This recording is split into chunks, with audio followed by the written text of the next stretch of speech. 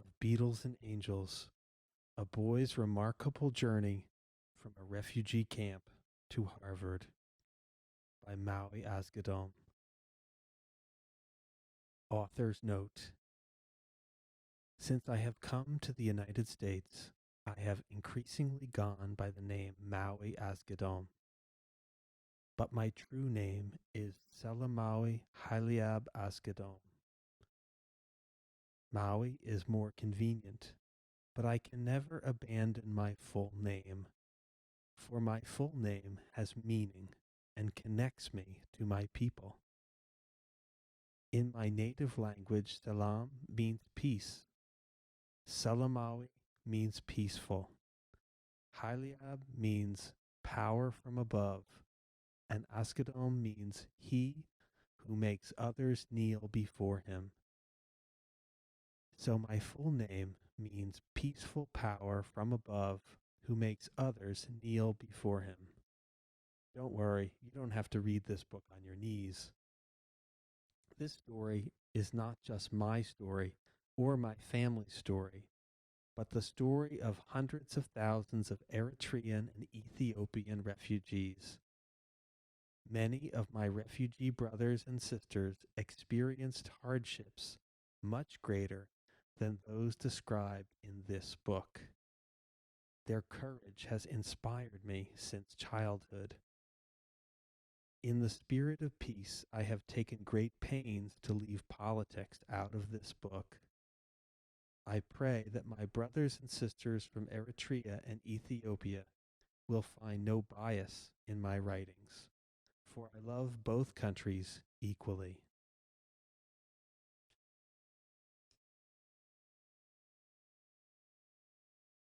Chapter 1: Memories. The desert, I remember. The shrieking hyenas, I remember. But beyond that, I cannot separate what I remember from what I have heard in stories. I may or may not remember seeing my mother look at our house in Adiwala, Ethiopia, just before we left,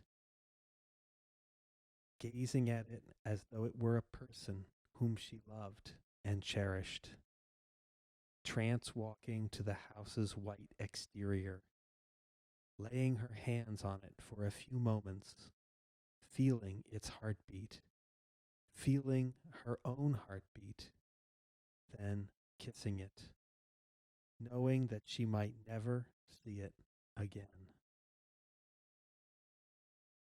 I remember playing soccer with rocks and a strange man telling me and my brother Tewolde that we had to go on a trip, and Tewolde refusing to go.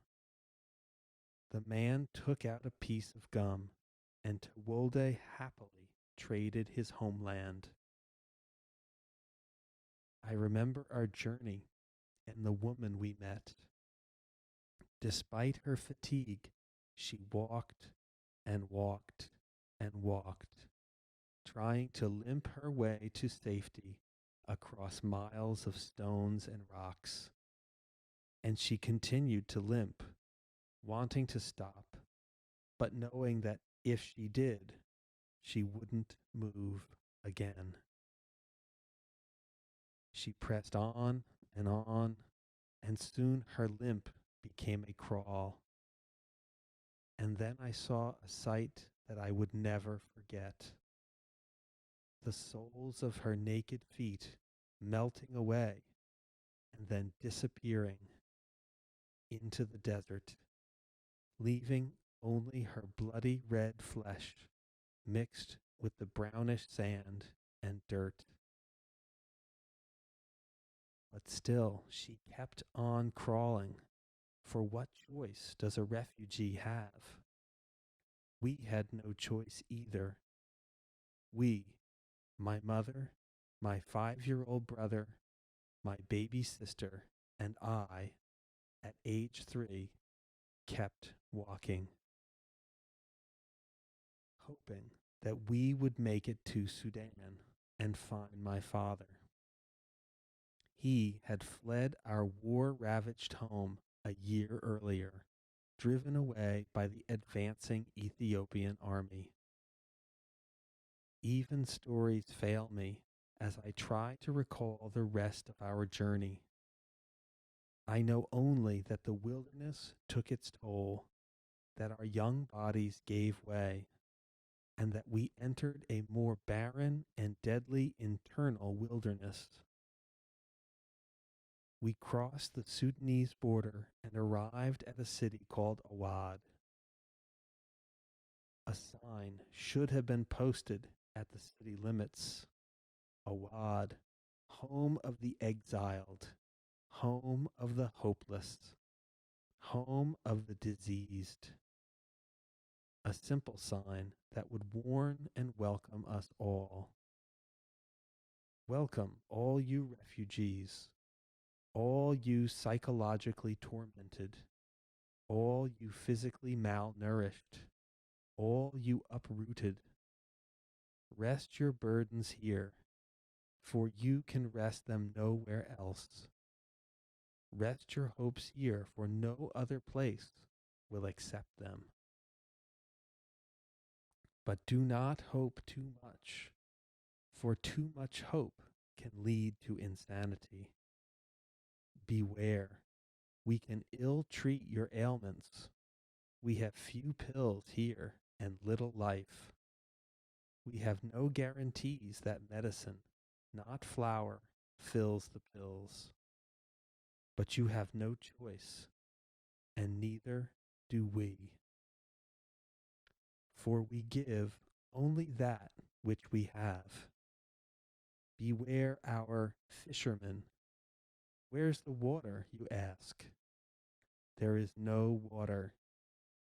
They fish for strangers, vagabonds, foreigners, refugees. They look for you even now. If they find you, they will drag you with their iron nets and abandon you in a wilderness hell. Please do not blame us. What would you do if chaos approached you on the tortured feet of 1,000,000 refugees? Could you handle so many?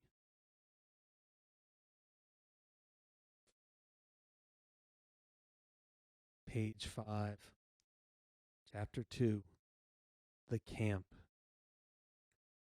I don't remember how we avoided the iron nets or reunited with my father, but I do remember seeking safety in a Sudanese refugee camp in Umsagata, a small dusty village of straw and mud adobes. Many of my people had gathered there. For my family, it became home from 1980 to 1983. Most of our village survived on goat milk, eggs, UN rations, and whatever we could grow in our small gardens. A Swedish ministry provided health care, and about a mile away sat a schoolhouse. We took some brutal beatings at the schoolhouse, but these didn't come at the hands of bullies. Our kindergarten teachers were the ones dishing out the pain. I still remember the jealous, one-armed math teacher who beat me senseless with his good arm because I had more right answers than his son. He and the other teachers could punish us for almost any reason, whereas parents in the United States often defend their kids against the teacher. Parents in Sudan took the teacher's side. With few checks on their power, Sudanese teachers didn't hesitate to pound us. Get up, hold your hands together. Now lock your fingers so the knuckles are exposed. Page 6. Lifting the ruler high overhead, the teacher would unwind and slam torture into our naked knuckles. The ruler's metal edge knifing deep into our flesh. Quiet! Hold your mouth, or you will get more. Violence wasn't restricted to the classroom either. Some of the other kids tried to push us around, so Tewolde and I quickly mastered Sudanese style fighting, where the only object was survival. You used whatever was within reach because you knew that your rival would. Sticks, stones, sand. You had to use it, and you had to win. I fought daily and still wear the scars, but I decorated a few bodies too. During some of the fights, we got help from our dog. I forget his name, but I think it started with an H. H really made a difference one time when Afarom, the village bully, came looking for Tewolde and me. We tried to run, but it was too late. Afarom had grabbed my shirt and Tewolde had to stay to help me. Before Afarom could get started, though, we heard deep-throated snarling, the rapid tearing of fabric, a blood-curdling human scream. Afarom hobbled off, crying all the way home. H had rescued us by biting through Afarom's pants, right into the dark flesh of his buttock. We usually didn't believe in pets. How could we feed pets when all around us our countrymen struggled to feed themselves? No, all livestock, from the goat all the way down to the chicken, had to produce for their living. That's why my father strung our first dog on the clothesline in our backyard. My father had caught him killing the chickens one night when he was supposed to be watching them. After H saved us from Afarom, though, he assumed near pet status. We pampered him. We played games with him. We took him with us when we went hunting with our slingshots. We didn't use store-made metal and elastic slingshots either. No, we had the same kind of slingshot that David used to drop Goliath. Just a narrow strip of cloth, folded in half the long way, with a stone placed inside the fold. We'd spin the cloth so fast it blurred, and then at maximum centripetal force, we'd release the stone with a quick jerk of our wrist. Hitting a stationary object, especially one as small as a bird, required skill. Hitting a moving one required tremendous skill and a good dose of luck. My brother had both. One day he saw a bird flying and instantly let loose. Bird met ground, and then the pan. My mother cooked it up for us, and Tewolde, Merritt, and I gathered around to devour it. But Afarom came and asked to taste just a little bit. It is unheard of in our culture to refuse people food, so we invited him to join us. He grabbed the whole bird and ran. He ate our bird. At the time, we were furious. But in retrospect, I feel no anger.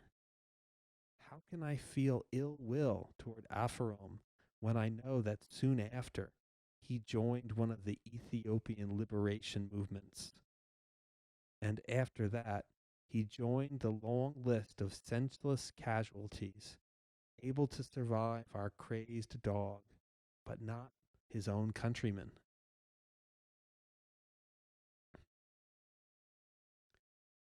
Page 8. Umsagata had no paved roads, so it didn't attract many cars. We walked or ran everywhere we went. One time, though, a giant tractor pulled up. It was unlike anything we had ever seen. The wheels were the size of small adobes. After a while, the owner got out and entered a home. We ran over to inspect the tires, wondering if what we had heard was true. That if you took a sharp stone and applied pressure to the tire's little air nozzle, you could empty out all of the air. We grabbed little stones and pushed eagerly. Sure enough, the air shot out of the tire like lava from a volcano. The owner shot outside, shaking his fists in fury. We bolted, for we knew that no tire pumps could be found anywhere nearby. And who wants to be stuck in the middle of Sudan with a giant, immobile tractor? No doubt, Tewolde and I were mischievous, but we weren't nearly as dangerous as our friend Kiros. He was only 6, but could climb any tree no matter how tall. 50 feet, 60 feet, 100 feet, no problem. And he loved stones. So he would climb trees with stones in his pocket and pick off whomever passed by. All of us made room for him at our tables, knowing that with one stone he could take our eyes out. Even the old woman who peddled peanuts next to the clinic shared her wares with him. After 2 years, Kiros left Umsagata for a faraway paradise. I think his dad called it America. Page 9. Kiros' stones, while frightening, were hardly the most dangerous part of camp life. Famine always threatened, war raged nearby, and disease took its toll. Many refugees died from sickness, and at one point, a deadly disease called Kala Azar invaded my body. Neither food nor rest nor medicine seemed to help. I remember approaching death and being carried around at night through the dusty roads and thatched adobes of our own village, through the solemn silence of the neighboring Muslim village. With time, though, my body recovered. On days such as my recovery day or on religious feasts, all the Habesha, or Ethiopian and Eritrean people, in our camp celebrated together. We danced our people's circle dance, moving our shoulders emphatically to the steady beat. We used no synthesizers or elaborate drum sets, just a goat hide drum and a goat hide guitar. To the best dancers went more than admiration. Spectators moistened bills and slapped them enthusiastically on the best dancers' heads. My father knew how to dance with every muscle in his body: shoulders, arms, hands, back, knees, feet, legs. Even his face gyrated in perfect rhythm with the drum and the guitar. Villagers always interrupted their business when he joined the dancer's circle. Conversation stopped. Cups were lowered. Heads turned. Then the villagers jumped from their seats and plastered him with money until bills decorated his head, his neck, and even his clothes. Page 10. He was, hands down, the best dancer in our village, the best dancer of Habesha music that I have ever seen. Years later in the States, when my father had lost much of his eyesight and coordination, my Habesha friends would still watch him in wonder. If I could dance like that, they would say, I wouldn't need anything else. Women would just drop at my feet. When the dancing finished, we would return to our one-room adobe where my entire family slept. My mother, who knew how to scare young children into proper behavior, always told me that if I let the covers down, snakes would slither into my mouth and enter my body. She said that it had happened to a little boy in our neighboring village. I believed her and started pulling the covers over my head. I still do it today. Unfortunately, my family had much more to fear than imaginary snakes. Sudanese rebel groups waged their own war against the Sudanese government. And though the fighting never reached our camp, the Sudanese armies were always looking for new soldiers. They didn't hesitate to draft refugees. We also didn't know how long we could dodge the diseases that had conquered so many of our countrymen. One thing was certain, we could not seek safety in our homeland of Ethiopia. The Eritrean liberation groups continued their quest for independence and were joined by other Ethiopian liberation forces. If we returned home, my parents believed we would be wiped out by the rebel group or by the Derg army of Ethiopian dictator Mengistu Haile Mariam. Page 11. So it was that my father started talking about a paradise called America, a distant land where everyone had a future. He told us that money grew on trees in America. Everyone was rich. Everyone had a home. Everyone had food. And everyone had peace.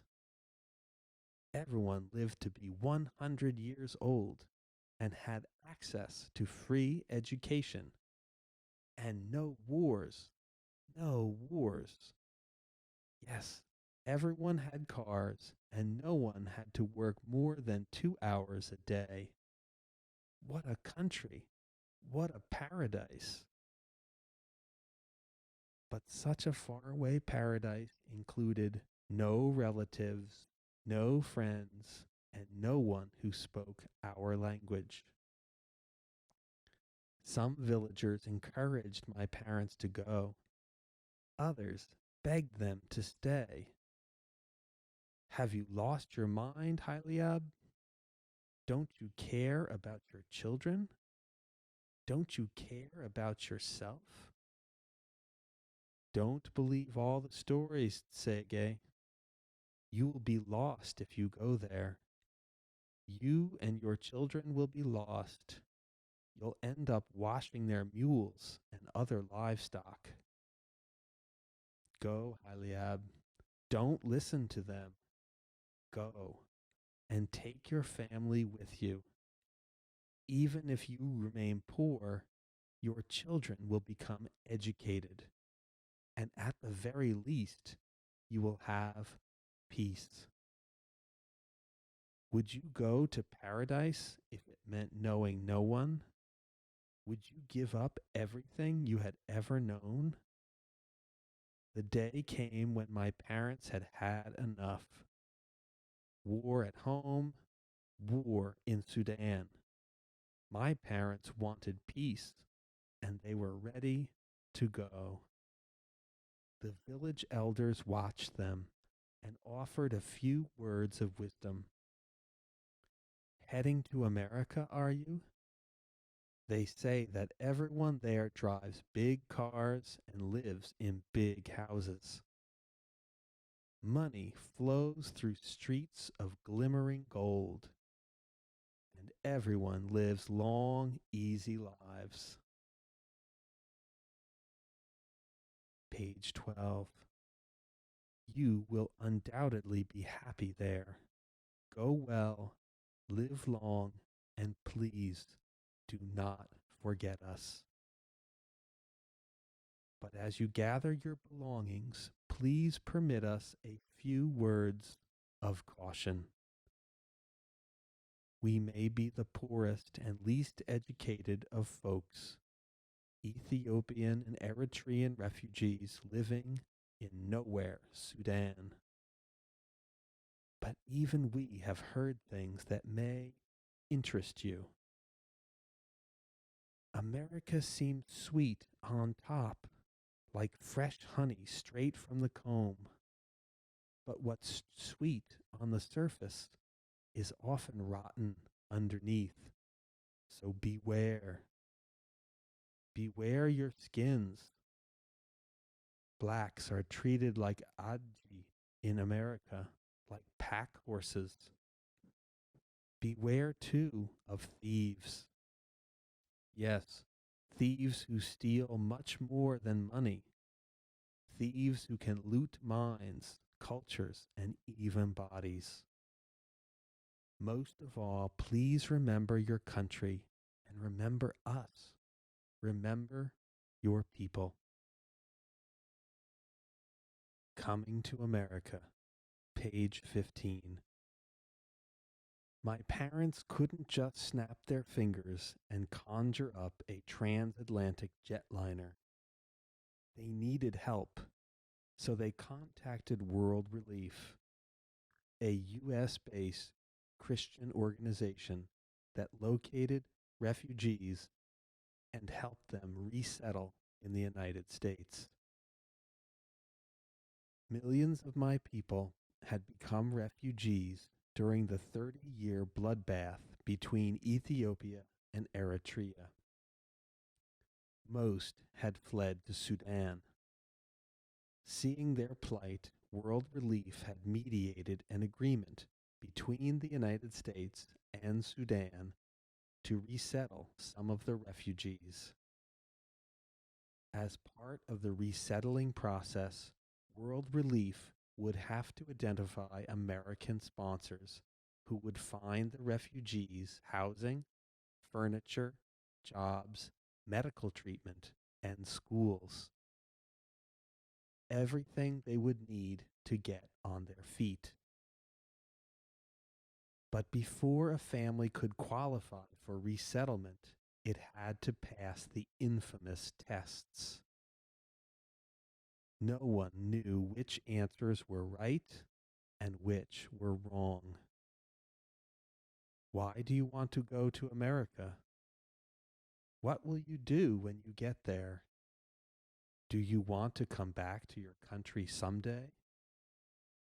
Do you plan to work in America? Many clever interviewees had failed despite giving the same answers as those who had passed. Others had passed after giving the same answers as those who had failed. My family hadn't even gotten to the interview room when my father's booming voice stopped the rest of us in our tracks. Don't any of you say a word, or I will make you lost. Let me do all the talking. Apparently, he told the officials what they wanted to hear, and they told us what we wanted to hear. You are going to America, to a city called Chicago. We would have left for the States in 1982. We had already passed the infamous immigration tests, sold our 6 goats, and begun to say goodbye to our fellow villagers. But in the final days, right before we were to leave our village forever, my half sister Mulu came from another region of Sudan, surprising us. Although we were scheduled to depart in a matter of days, my father and mother refused to leave without her. They begged the immigration officials, "You have children, don't you? Would you go to America and leave your daughter alone in this refugee camp?" "Look," they told us, "World Relief agreed to work with a family of 5, not a family of 6. They agreed to bring you now, not later, and it's impossible for her to come with you now. She has no paperwork."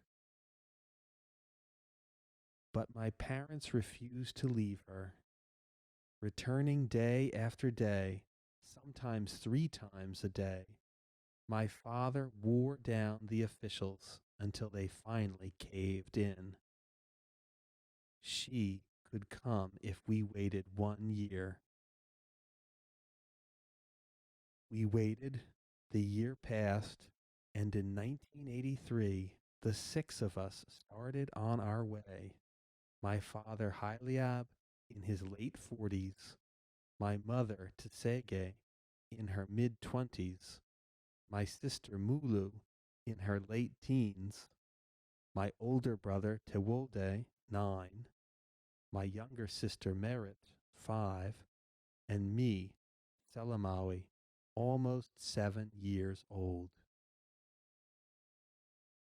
Our friends gathered around to bid us farewell, and a truck rumbled toward us. It was a lorry, one of those mammoth vehicles that looks like an African elephant. Its gaping back entrance beckoned us, giving us advice. Oh, that we could have heard it. "Come on in. Come if you dare.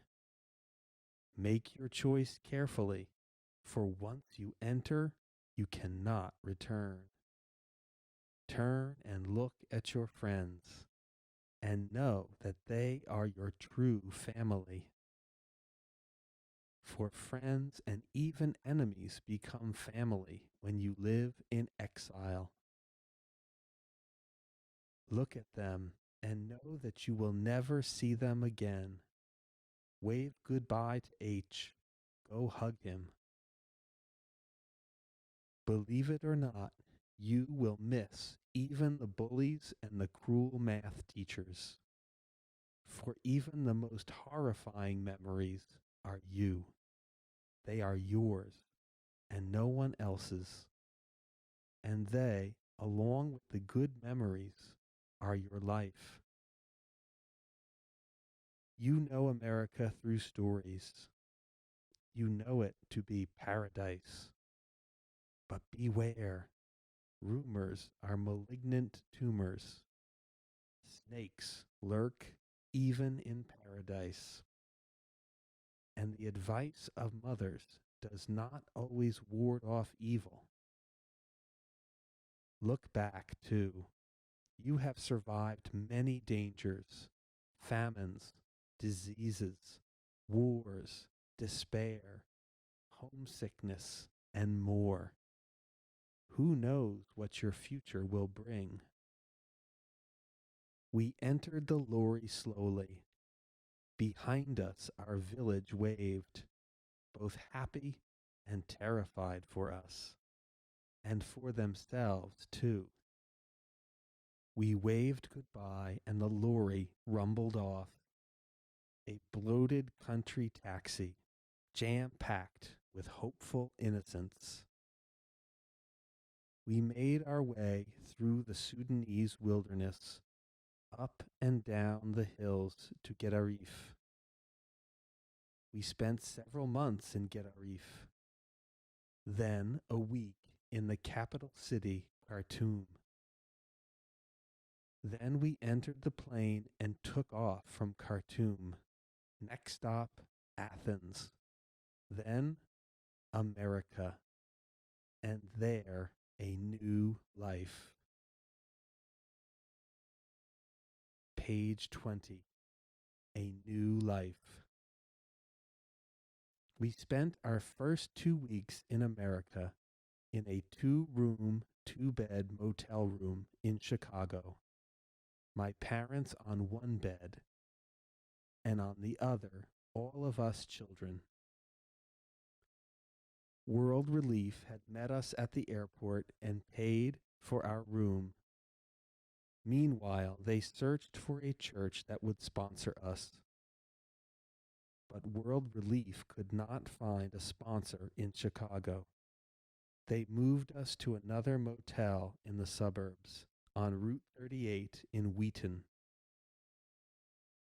A World Relief caseworker named Beth Rainey had agreed to find us a sponsoring church in the area. The first time we saw Beth, we wondered how such a small woman could exude so much energy.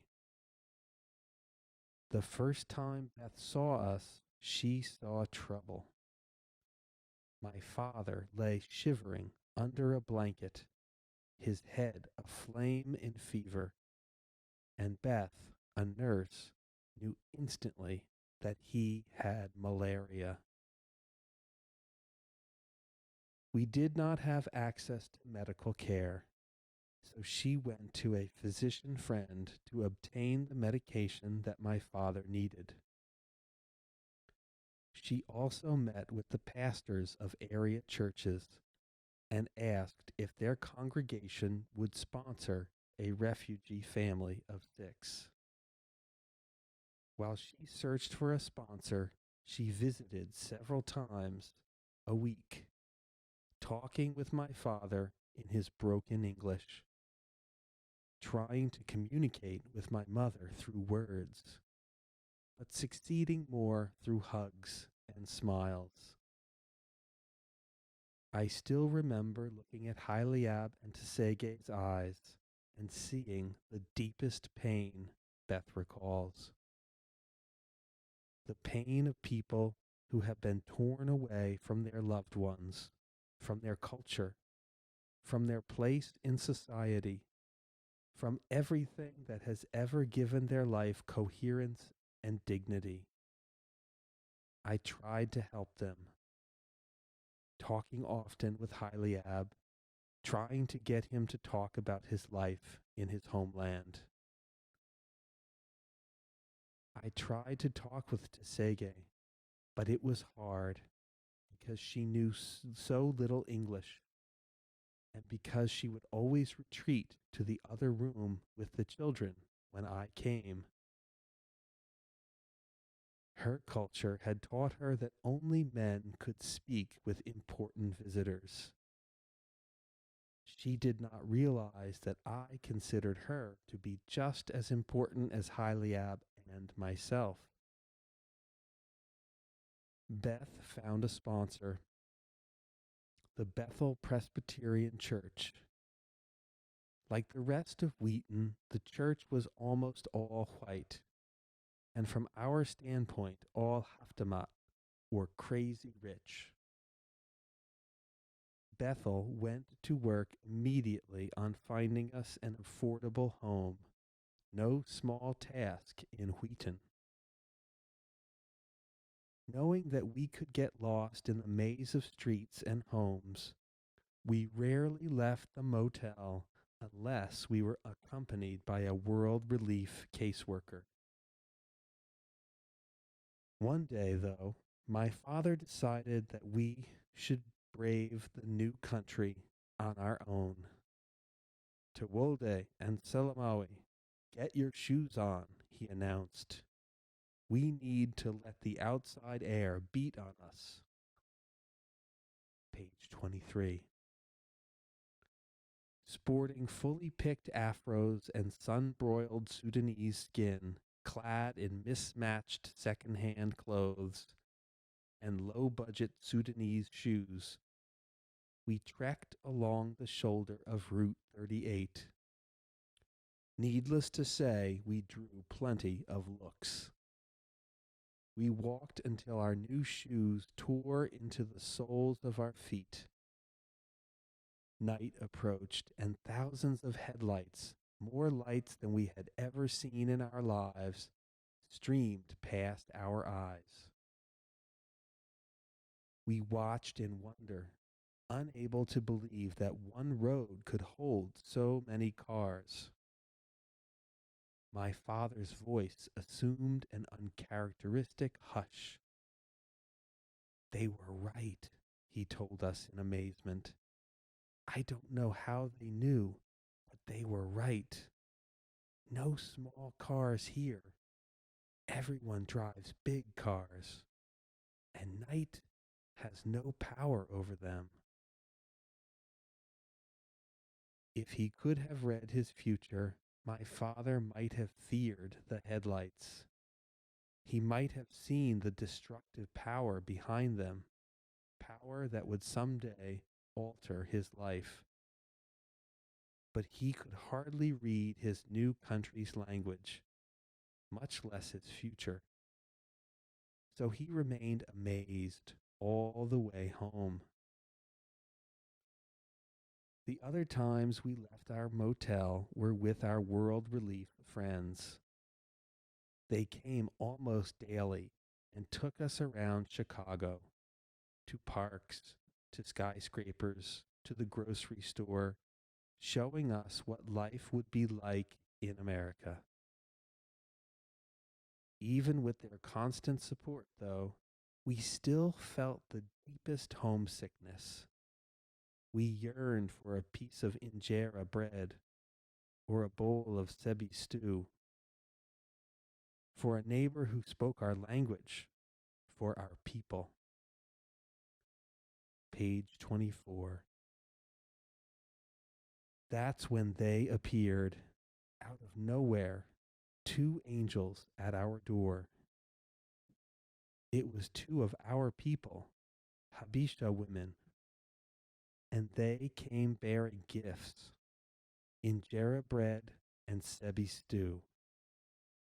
My mother burst into tears upon seeing them. How did you find us? She asked.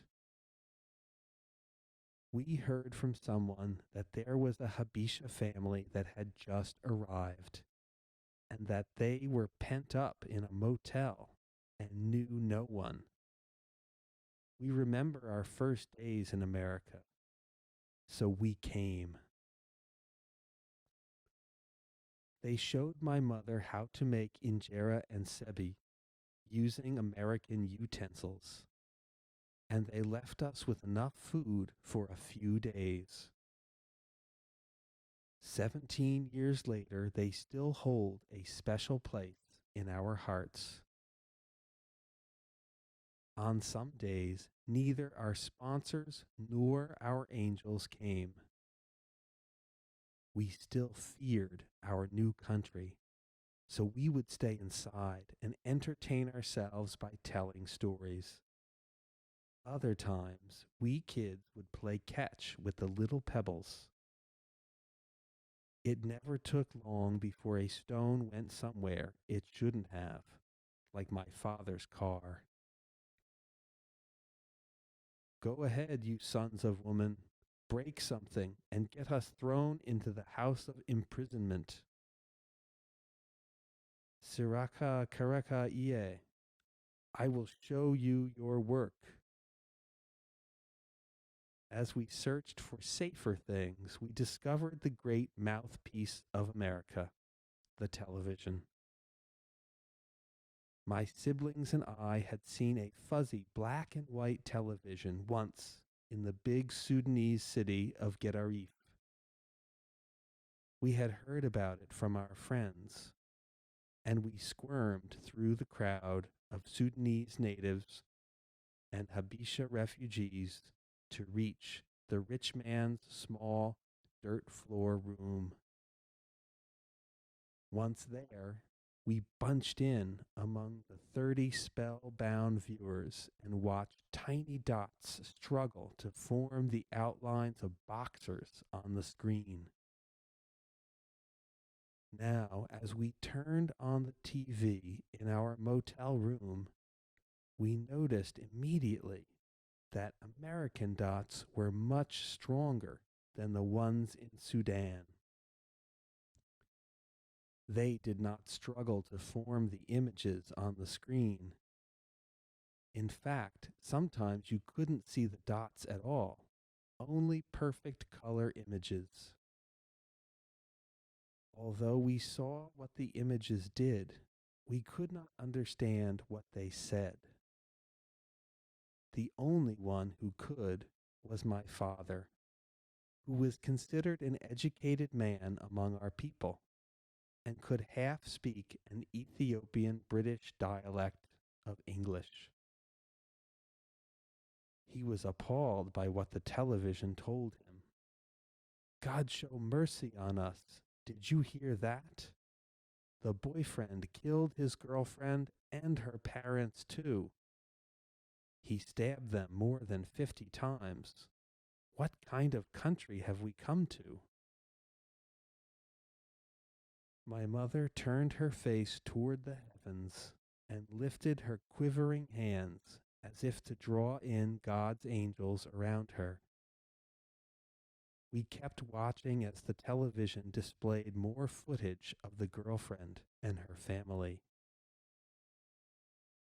They warned us of this wickedness called boyfriend and girlfriend back in Adi. Doing what you want, living outside the rule, and the next thing you know, you have a strange sickness, or they kill your family. We changed the channel. The dots formed a white child getting ready to go to school. His mother hunched over and scanned his face for dirt, wiping white filaments from under his eyebrows and dirt off his face. The lesson was not lost on my mother. Do you see this, Tewolde Salamawi, merit? Take note. If you do not wash your face and comb your hair, if you have even one speck on your face, they will chase you away from the school.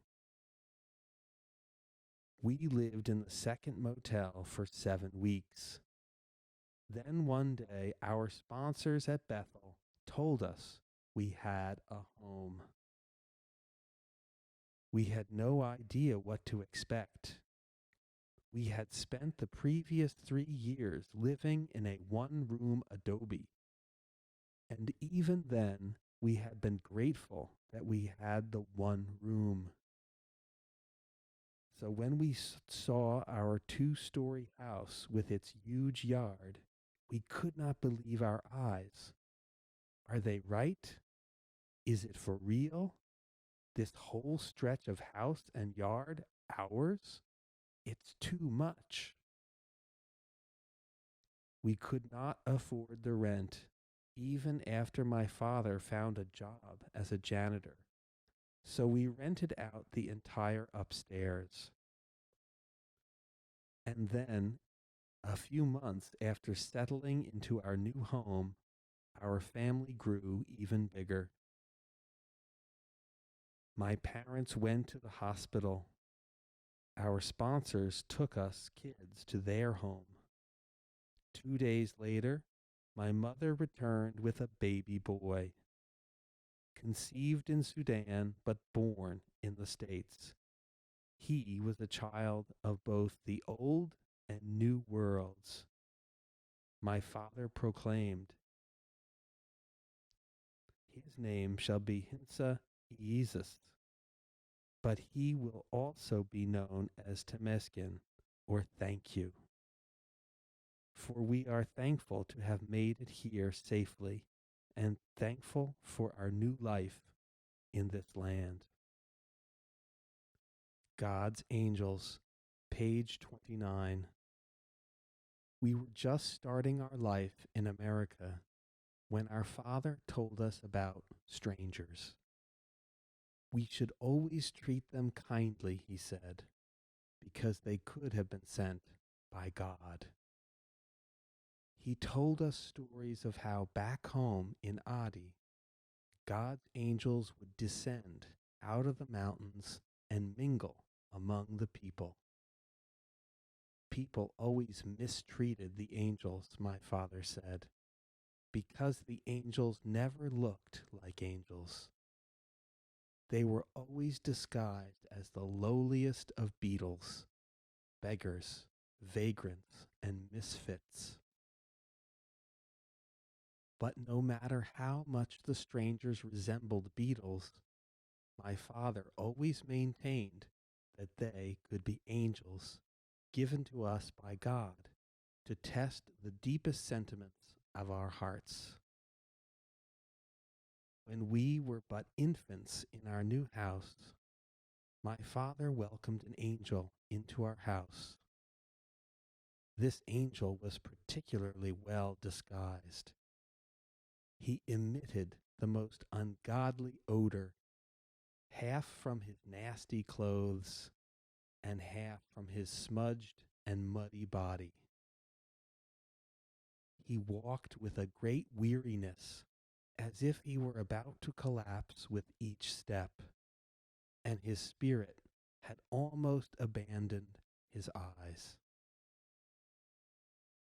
Maybe because my father had often been an angel himself, maybe because he had survived only through the kindness of those who could see past his disguise, maybe because in Africa he had felt the deep pain of homelessness, my father welcomed the man into our home. We fed him and clothed him and gave him shelter. This angel did not have much. In fact, it looked like he had absolutely nothing. But as he left, he gave us a gift. He pulled a rainbow-colored address book out of his dirty shirt and handed it to us. We refused, but he insisted. So we accepted, for we knew that the exchange of gifts blesses the giver even more than the receiver. And even though we were not familiar with address books and had not used them before, we used his address book to store the addresses and phone numbers of our loved ones for the next several years. And we always thought of him, our angel. Most angels don't look like angels, but a few do. A 20-year-old angel with a celestial face and long streaming brown hair floated into our lives right after the other angel departed.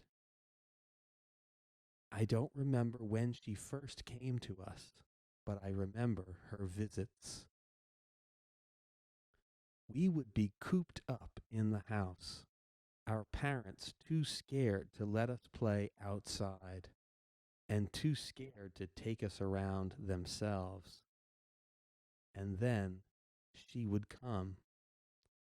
I don't know why my parents trusted her. Maybe that's why she looked like an angel, so that they would trust her. She would take us to play soccer at Wheaton College, where she went to school, and then to the playground. And then she would pull out her acoustic guitar and sing to us. Sing with us, sing to us. Then she would teach us of the lamp that guides all paths. Ewolde, Merritt, and I were just kids. Maybe that's why we saw her for what she was, and still keep her in our hearts countless heartbeats later. If you are out there, Charlene, and are reading this, I know your heart of gold weeps and smiles. Know that we have often thought of you and looked for you. When we look, we always look toward the heavens, for we know that is your true home. You are but a visitor here.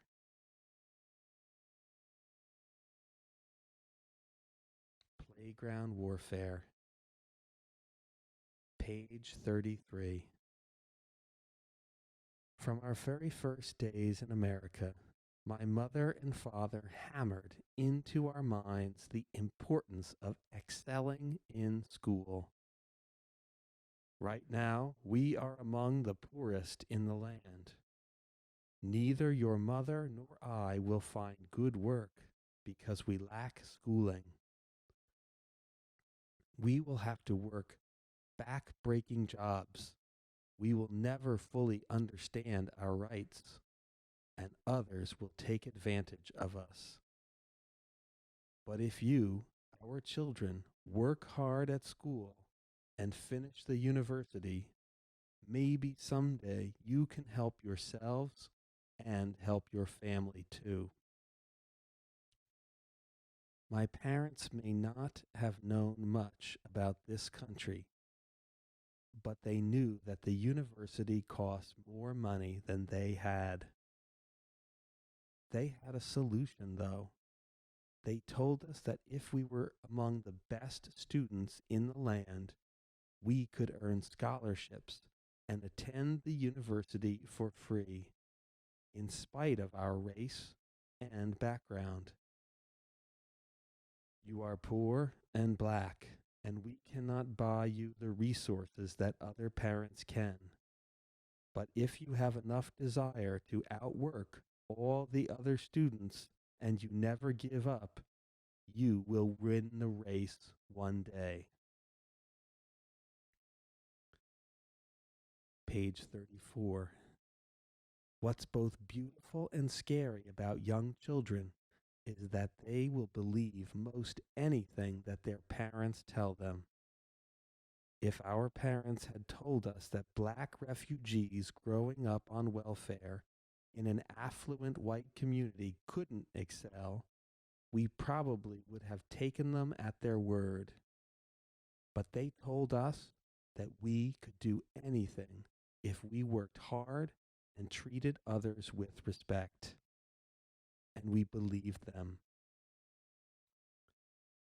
Sometimes, though, faith was not enough.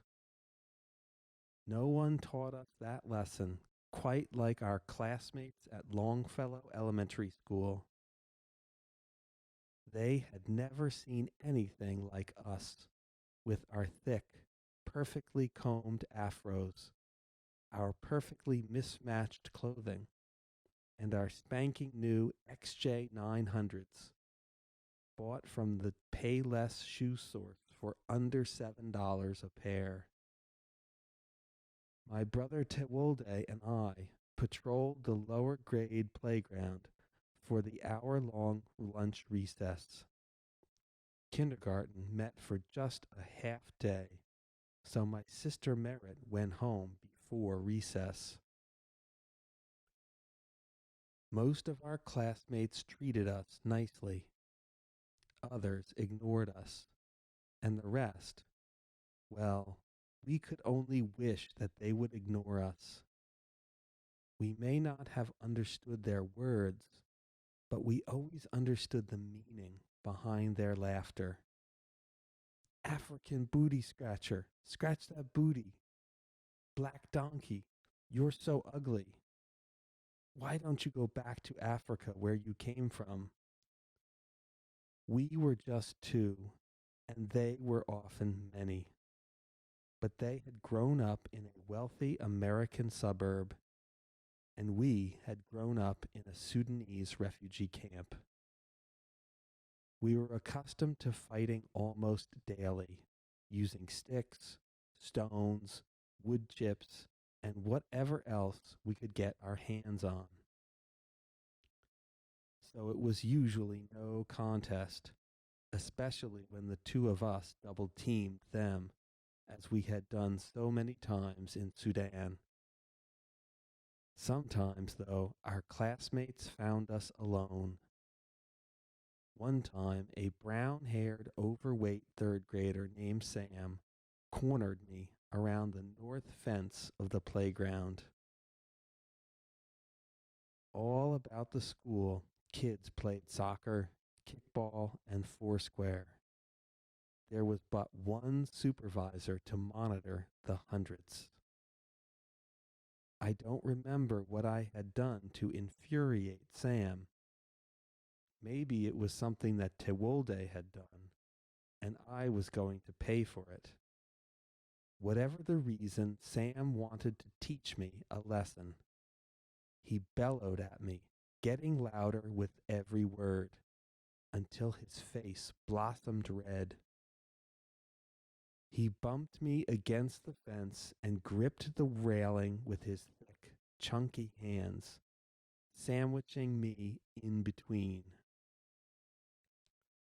I pushed against him desperately and tried to wiggle out, but he kept squeezing harder and harder until the metal fence began to tear into my back, leaving me unable to breathe. I searched for the supervisor, but could not spot her, nor could I see my brother. Fearing that Sam meant to squeeze all the life out of me, I started to cry for help. He squeezed even harder. I think one of my brother's friends must have told him that Sam was suffocating me, because through the tears I saw Tewolde exploding toward us. He came charging from the other side of the playground with all the fury of an angry bull. Tewolde was half Sam's size, but he showed no hesitation. Without slowing, Tewolde leaped up, cocked his hand back, and smashed it against the side of Sam's thick head. Sam slumped to the asphalt and started to cry. But my brother had only started. He clenched his teeth and pounced on Sam's outstretched body, battering his face with punch after punch until Sam started to bleed. I saw the supervisor coming toward our side of the playground, so I grabbed Tewolde and pulled him off. Come on, Nahani, Tewolde, we have to go. Come on, before the supervisor sees us.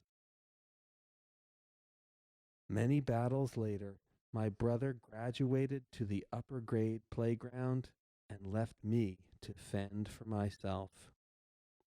By then, my younger sister Merritt was on my playground, but she was small, too small to fight. Merritt was so small that one day the strong wind picked her up and slammed her into the fence. My father berated school administrators for not doing more to help her. But what could they do? She was small and the wind was strong. With time, I started to make friends through the soccer games at recess. Although my parents could not afford to put me on a team, Sudan had taught me well. With my days spent playing Kieso Igre, or ball of foot. My brother met a good-natured white kid named Brian Wilmer who lived right up the street from us. Brian became my brother's best friend and a great friend to everyone in our family. He came over to our house often, always telling us that we should send pictures of Hinsa to baby modeling agencies because he was so cute. We made other friends too and started to fit in better. But the old enemies did not disappear. They had new ammunition too. Every day, the TV news would broadcast explicit footage of famine stricken Ethiopians. Hey, Salami, you look so skinny. Let me know if you need more food. You want another sandwich? How about some extra milk? I don't want you to starve. It was even worse for my sister Mulu, who had to brave high school by herself. Her classmates drew skeletons on her locker and even serenaded her with the popular famine fundraising song, We Are the World. She fought back until Wheaton North suspended her. Tewolde and I even had confrontations with the only other Africans at our school. Big, puffy-cheeked Frank and small, silent Mbago, a pair of brothers from Nigeria. Both were in second grade with me, even though Frank was 3 years older than the rest of our class. How could that be? None of us knew for sure, but we knew that he wasn't too bright. He used to pay other second graders to do simple math problems for him. 5 minus 3, 8 minus 4, 6 plus 7, all for 2 cents a problem. Even though we were from different countries, we should have been brothers, defending and helping each other. But like our brothers in Africa, we were making war when we should have been making peace. Page 38. I tried to avoid them by playing on the opposite side of the playground. But Mbago always provoked me. I think he disliked me because I was poor and looked it. He was ashamed to be African with me. When Frank was there, I had no choice but to let Mbago call me any names he wanted. But whenever I found Mbago alone and he said anything mean to me, I always pounced on him and made him cry. Invariably, he would return with Frank. They would corner me far away from the supervisor when I least expected it, and beat on me until I had escaped or they had had enough. They lived just down the street from us, less than 1 block away. So one day my bro and I hid in some bushes and waited for them with long, lean sticks in our hands. We would show them Sudanese style. We sprang on them, slash, scream, slash. They ran desperately. But we were faster and cut them off, and Tewolde let out his anger. Don't ever touch my little brother again, or you'll get it even worse. We strutted back home victorious, even laughing as we recounted the incident. But then we thought of whom they might tell, and our laughter stopped in a hurry. We retreated into our house, afraid of what we had done. When we heard the frenzied knocking on our door, we knew that our time was up. Their parents stood outside, guarding bruised and teary-eyed children. My parents yelled out in anger for us to appear. Did you do this? Don't you dare lie, or I will make you lost right this moment. Lifting us by our ears, my parents screamed at us and threatened us until the Nigerian parents had been appeased. Then the parents began talking about Africa, immigration, and all of the things they had in common. Would you like some injera? How about something to drink? That's all you are going to eat? How about some tea? Please, visit us any time you want. Of course not. Do not call first. You know that our people do not believe in appointments. Come over whenever you want. Our families became close friends. As Tewolde and I got older, the violence at school continued, so we kept defending ourselves until the school administrators had no choice. This notice is to inform you that your children are fighting almost every day, especially Tewolde. If they continue to fight with their classmates, we will have to consider expelling them from Longfellow Elementary School. Signed, Ms. Cobb, the principal. My father sat, saying nothing, as he was known to do in moments of great crisis. Then he proclaimed his iron verdict. Ye, all this coming from Adi for the sake of school and education, all for nothing. Listen to me, my children. I am your father, right? Then listen. I know that in Sudan you had to fight, or they would keep beating you day after day. We are not in Sudan anymore. Here in America, they take a simple thing like a bruise and kick you out of school, even throw you into the house of imprisonment. From now on, let them hit you. Come home beaten and bruised. Do not ever fight back. My brother and I were dumbfounded. At best, we had expected screaming. At worst, the leather belt. But we had never imagined a betrayal of this magnitude. Our father, our model of toughness, should have known the importance of standing up for yourself. We begged, we pleaded, we reasoned. What if they knock our teeth out? What if they make us bleed?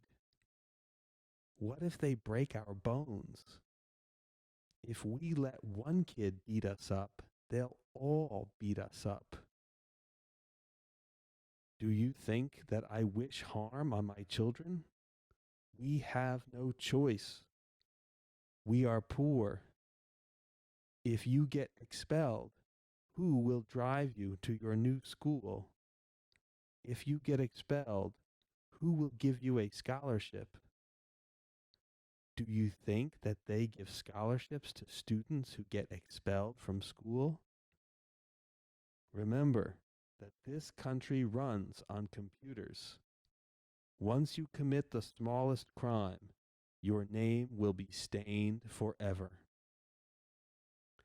So I'm telling you, if your classmates come after you, run. If I ever hear that you have been in a fight, fear for your beings, I will make you lost. We feared my father more than anything in the world. So, as difficult as it was to stop fighting, we stopped fighting. We learned to take taunting and small beatings. There were a few isolated incidents, though, where we had no choice but to defend ourselves. There was the time that I was in fourth grade and my brother had graduated to middle school. Our neighbors, the Panther family, gave my sister Merritt rides home because they had one extra seat in their station wagon. That left me to make the 1 mile walk from school by myself. One day, two of my classmates, a light skinned black kid named Dennis and a skinny white kid named Mark, jumped me on the way home. They would have given me a black eye, and maybe more, worse than anything that awaited me at home. So I tightened my face into an angry scowl. Feigning towards Dennis, I kicked Mark hard as I could, XJ900 right in his groin. Mark hunched over and whimpered as he fell to the ground. Dennis tried to run, but I caught him. I made sure there would be no next time. Dennis and Mark were easy pickings, but a year later, my brother met a more serious challenge. Jake Evans. Tough, mean, and unstable, Jake was the deadliest kid at Franklin Middle School. He was the school's head burnout, one of those heavy metal white kids who did drugs and didn't care about anything. He struck fear in the hearts of the entire student body, and he hated my brother. Jake started telling everyone in the school that my brother's days were numbered. I rarely saw my brother tremble, but he trembled when he heard Jake's threat. He was right to tremble. Jake had about 80 pounds and a foot on him. Page 42. But what terrified us wasn't Jake's size. It was his illegal length switchblade. We knew Jake had it because we had seen him practice with it, setting up targets in the grass near Triangle Park, hitting dead center almost every time. Even if my brother could have taken Jake, Jake had 7 or 8 burnout lackeys who followed him around. My bro couldn't possibly survive all of them and their knives. Eventually, the day came, as in one of those movies, where everyone knows that a student is going to get whipped after school. My brother fidgeted all day long, trying to figure out an escape route. But there was none. Too many people were watching him, talking about the fight. At the end of the day, everyone followed him home, including Jake. Jake and his friends surrounded Tewolde, about a block away from the school. My brother had a few friends around, but not nearly enough to save him. So he made a desperate prayer. Dear God, please save me. Dear God, please save me. Dear God, just don't let them use their knives.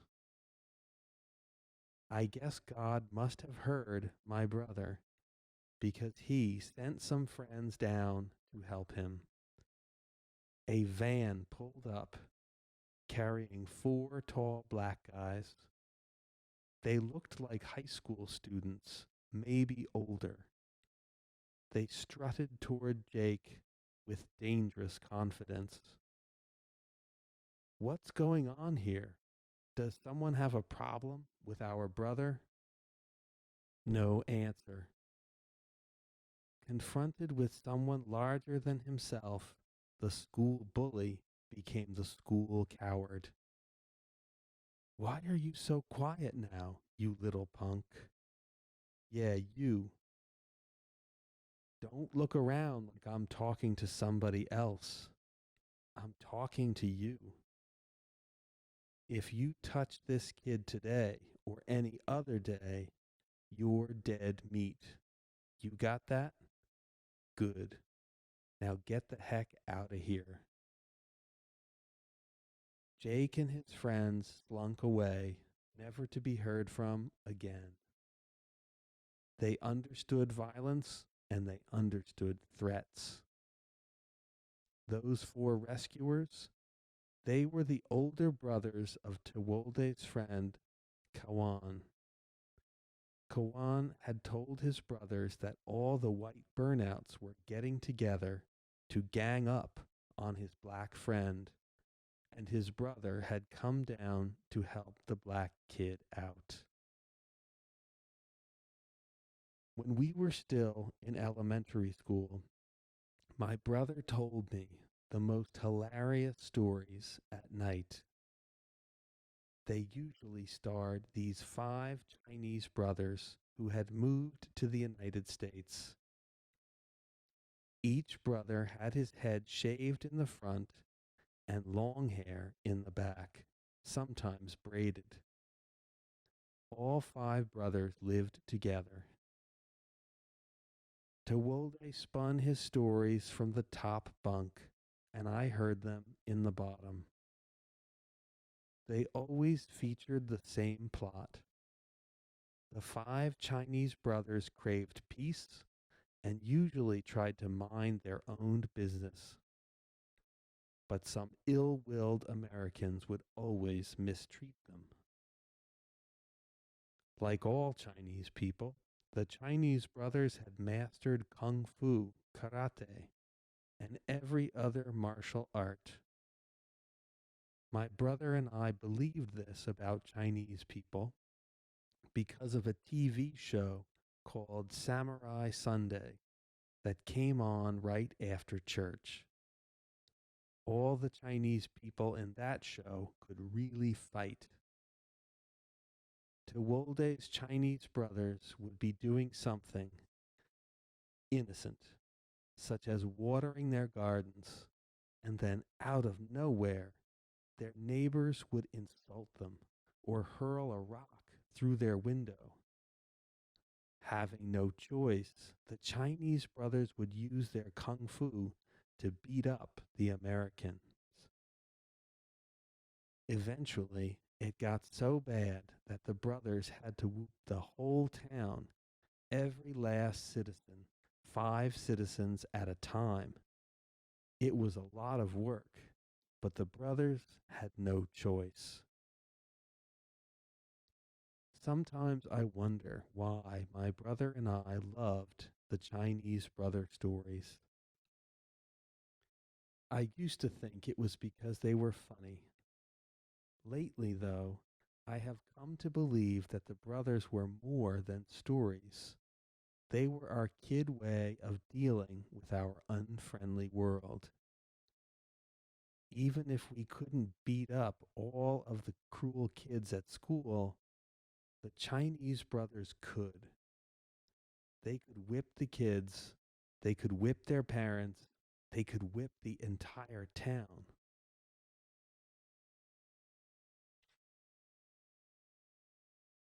Page 47, Days of Mischief. Back in Sudan, on a day each year that every kid looked forward to, our little village erupted into a sea of flames. We built a huge bonfire in the middle of the village. We gathered thick sticks and dipped them into the fire, pulling them out only after they had blazed into torches. Then we raced together from adobe to adobe. Muslims and Christians, Eritreans and Ethiopians, bullies and prey. On this night, all of us forgot our differences and united.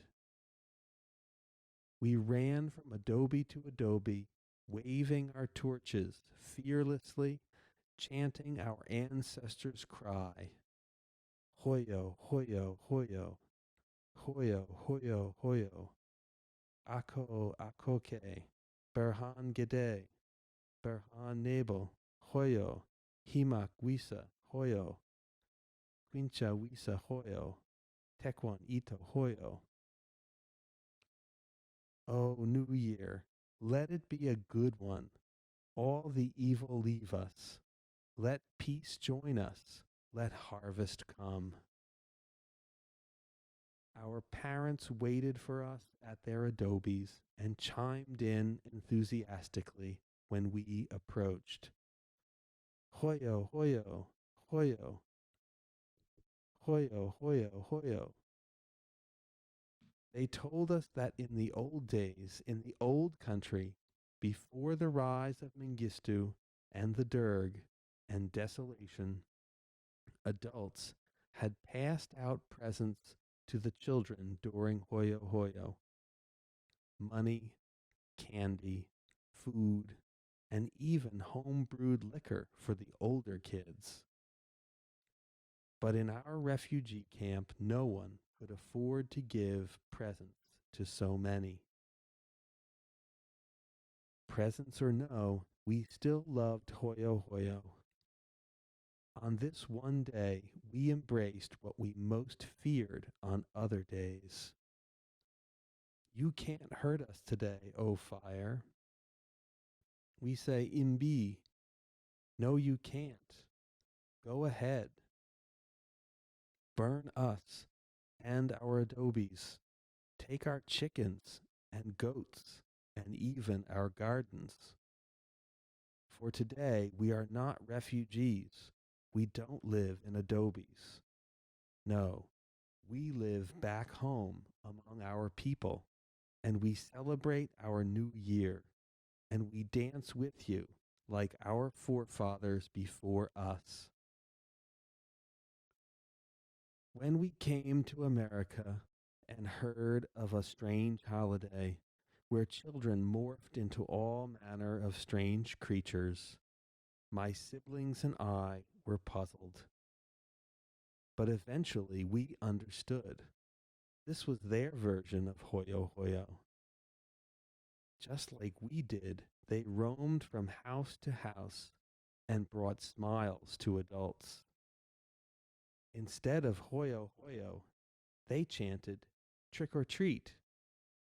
Instead of fire, they flouted vampires, witches, and all of hell's creatures. Our refugee village in Sudan could not afford presents, but this country gladly showered candy, fruit, even money on its petitioners. And not just a little bit of candy, but almost unlimited free candy beyond our wildest dreams. Declaring Halloween our favorite holiday, we convinced our parents that they should allow us to go trick-or-treating alone. By the second year, we had our strategy all figured out. We raced all the way home from school through Wheaton's quiet streets, arriving home before any of our classmates. After ransacking our parents' closets for 2 pillowcases, we started out on our way, usually with hastily designed costumes. One year I took a grocery-sized paper bag, poked 2 holes in it, and dubbed myself Paper Bag Man. We had 2 rounds. During the treasure round, we did not knock on any doors. We ran from house to house, searching eagerly for baskets labeled, "Please take 1." Without pausing, we snatched the baskets and dumped all of their contents into our bags. We wondered sometimes, did adults really expect unsupervised kids to take only 1 piece of candy? What self-respecting kid would do such a thing? We started round two as most kids started their regular trick or treating. We joined them in running from house to house, crying out with our Habesha accents, "Trick or treat!" We usually received our candy graciously and made sure to say thank you. But we weren't always nice. Each year we singled out several round two victims for some special fun. One year we saw two white boys sitting on their front steps. They sat, talking softly, laughing, their bright blonde hair stirring in the early evening wind. Tewolde and I laughed as we sized them up, taking in their neatly pressed clothing and their bright, honest faces. The straw basket they guarded dwarfed the youngest boy. But what was in it? What treasures did that basket hide? Lollipops, Tootsie Rolls, candy bars? We hoped that it wasn't fruit, so we wouldn't have to throw it back at their house later. We approached the house. When we saw the orange rectangles brimming over the basket's tops, we felt our stomachs growl. It was our favorite, Reese's peanut butter cups. There had to be 100 Reese's in that treasure chest. 200. Who knows? It might have even been 500. Certainly enough for several months. We had seen the two boys once before with their dark metallic bikes. Their bikes glimmered with an even brighter shine than new bikes. We knew that they must have spent hours every day cleaning them. Any kid who cleaned his bike every day would be easy picking. So we approached quietly, knowing that this would be fun. I slid around to the back of the house, keeping low, making sure they didn't see me. Tewolde approached the house. He stopped out on the sidewalk and motioned the kids over excitedly. "Hey, come look at this." The older kid hesitated a little bit. I couldn't wait for him to go. All I needed were a few seconds. He went. I shot out from my hiding place, straight for the Reese's. The younger one screamed, but it was too late. I was already dumping the basket into my pillowcase. I couldn't get it all because the older kid heard the scream and started to run back. Above all, I feared that their parents might come out. But we still got about half of that candy, and I split it with Tewolde once we were several blocks away. I couldn't have known it then, but that older kid would one day be my best friend. Several Halloweens after we pirated the Reese's, our friend Kiros from the Sudanese village joined us in Wheaton. He would make Tewolde and me look like Mother Teresa. Kiros lived with us for a few weeks and then relocated next to our Cambodian and Vietnamese refugee brothers down on Route 38 in the yellow and red brick apartments that house most of Wheaton's refugees. We wondered, is he still crazy? Does he still climb huge trees and launch missiles down onto unprotected heads? Soon after he arrived, Kiros and I sat in the basement of my family's home playing Gifa, a card game we had learned in Sudan. Playing led to cheating, cheating to yelling, yelling to card throwing, and I arose, ready to defend myself.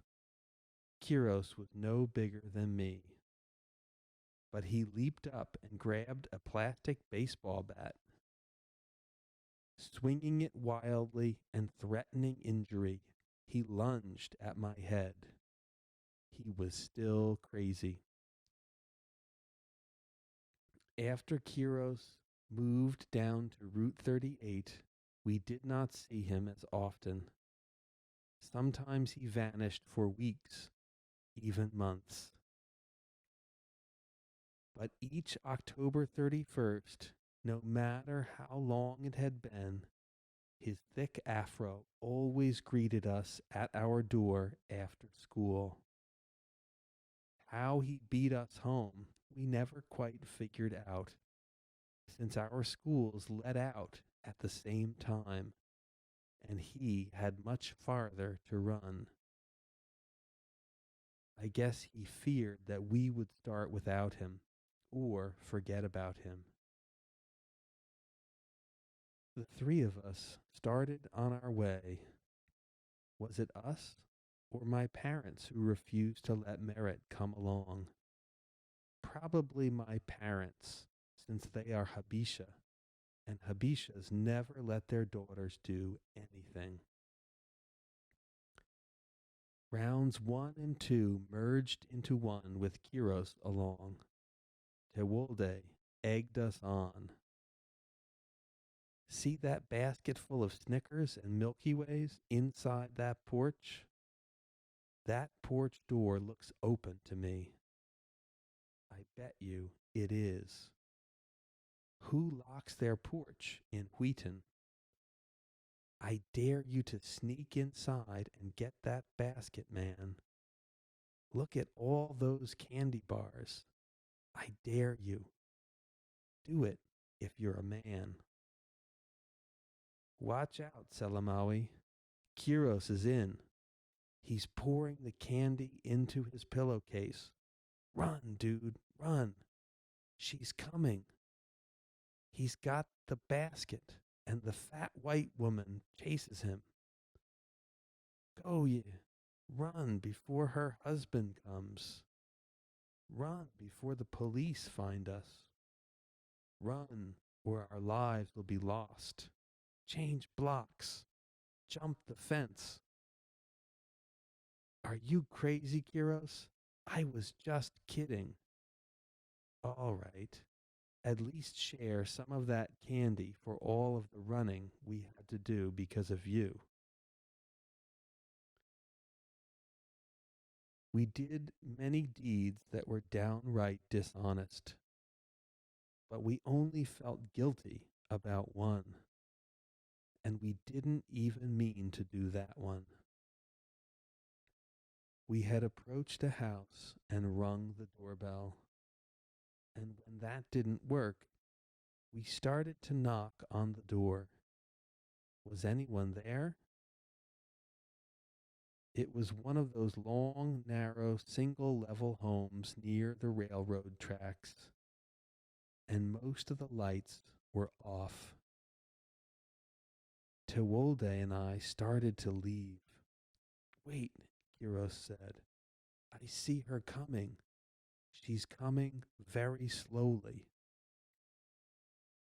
The old woman hobbled to the door, peering outside before opening it. She held an aluminum tray of candy bars. We bowed respectfully to her and put on our best smiles. In our culture, we never harm the elderly. We revere them. We rise and give them our seats if they enter a room. We refer to them in the plural, never the singular, for they have the wisdom and deserve the respect of many. I went first and took one piece of candy, just like she said. No Reese's, but my second favorite, Snickers. Tewolde went next. He reached out his hand to take another Snickers. We never quite figured out what happened next. Maybe Kiros pushed Tewolde. Maybe Tewolde slipped. Maybe the old woman slipped. Whatever the cause, Tewolde knocked the tray over and the candy bars scattered. Some to Tewolde's bag, some to the grass, some to the startled woman's feet. We bent down to gather the candy for her. You clumsy chump, Tewolde. What did you do? We were trying to help her, but the old woman, convinced that we intended to rob her, raised the aluminum tray high overhead like Moses about to shatter the 10 Commandments. Ranting and raving and crying all at once, the old woman smashed the metal tray on Kiros's fro with frightening force. Kiros slumped to the sidewalk, too dizzy to move. Get up, Kiros, get up. We dragged him up and fled. The old lady hobbled after us, but couldn't catch us. How could she when she could barely walk? We had felt guiltless in taking from those richer than us in Wheaton. Maybe because taking was so much fun. Or maybe because we considered ourselves modern day Robin Hoods, taking from the rich and giving to ourselves. But even we had rules. Rules forged by the limping refugee woman, by our own flight, by our mother's homesickness, by African booty scratcher, by all the many harsh things we had known. Our rules demanded that we would never add hurt to the hurting. The old woman could not catch us, but she threw her words at us. We heard them and we trembled, for we had always been taught, and we earnestly believed, that the heartfelt curses of the elderly and the weak are heard by Him above, and that they always come true, if not in this world, then in the next. As much as our run-in with the old woman shook us up, it didn't cure us of mischief. We plundered many baskets and looted many trays. It took something else, something completely unrelated to Halloween, to make us consider changing our ways. It took the parking meter. It all started when basketball dethroned soccer as our favorite sport. Growing up in Michael Jordan's backyard, we started to play hoops religiously. During the height of our basketball fever, all of Wheaton's teenage greats converged on one outdoor court, Triangle Park, just over the railroad tracks from where we lived. We went to watch and play almost every day, each time crossing the railroad tracks illegally. We had heard that there was a $50 fine if you got caught, but we didn't care. We refused to walk all the way around, more than a quarter mile extra. just to use the crosswalk. One day we crossed the tracks, walked through the trees, and came out on the other side, across the street from the grassy rectangle that was misnamed Triangle Park. Close to 40 Vietnamese and Cambodian refugees, Wheaton College students, and Route 38 brothers milled around the court. We knew that we would have to wait at least an hour to get a game. We stood on our side of the street, adding our figures to the long line of parking meters that guarded the tracks behind us. Tewolde, myself, a giant light-skinned Nigerian American brother named Bo, and a dark-skinned brother with an impressive fro, even bigger than the ones that Americans had sported in the 70s. This was the kind of fro that Eritrean and Ethiopian Tegadalis, or guerrilla fighters, grew out in the wilderness. Gorilla Afro brother leaned against the parking meter, and it moved. Not much, but just enough. Glancing at the sand-speckled dirt next to the meter, and then at each other, each of us considered the same question. How many quarters did that double-headed parking meter hold? I bet it holds at least $5, maybe even 10. I bet it holds even more. The meter man probably comes to collect the money every 2 weeks.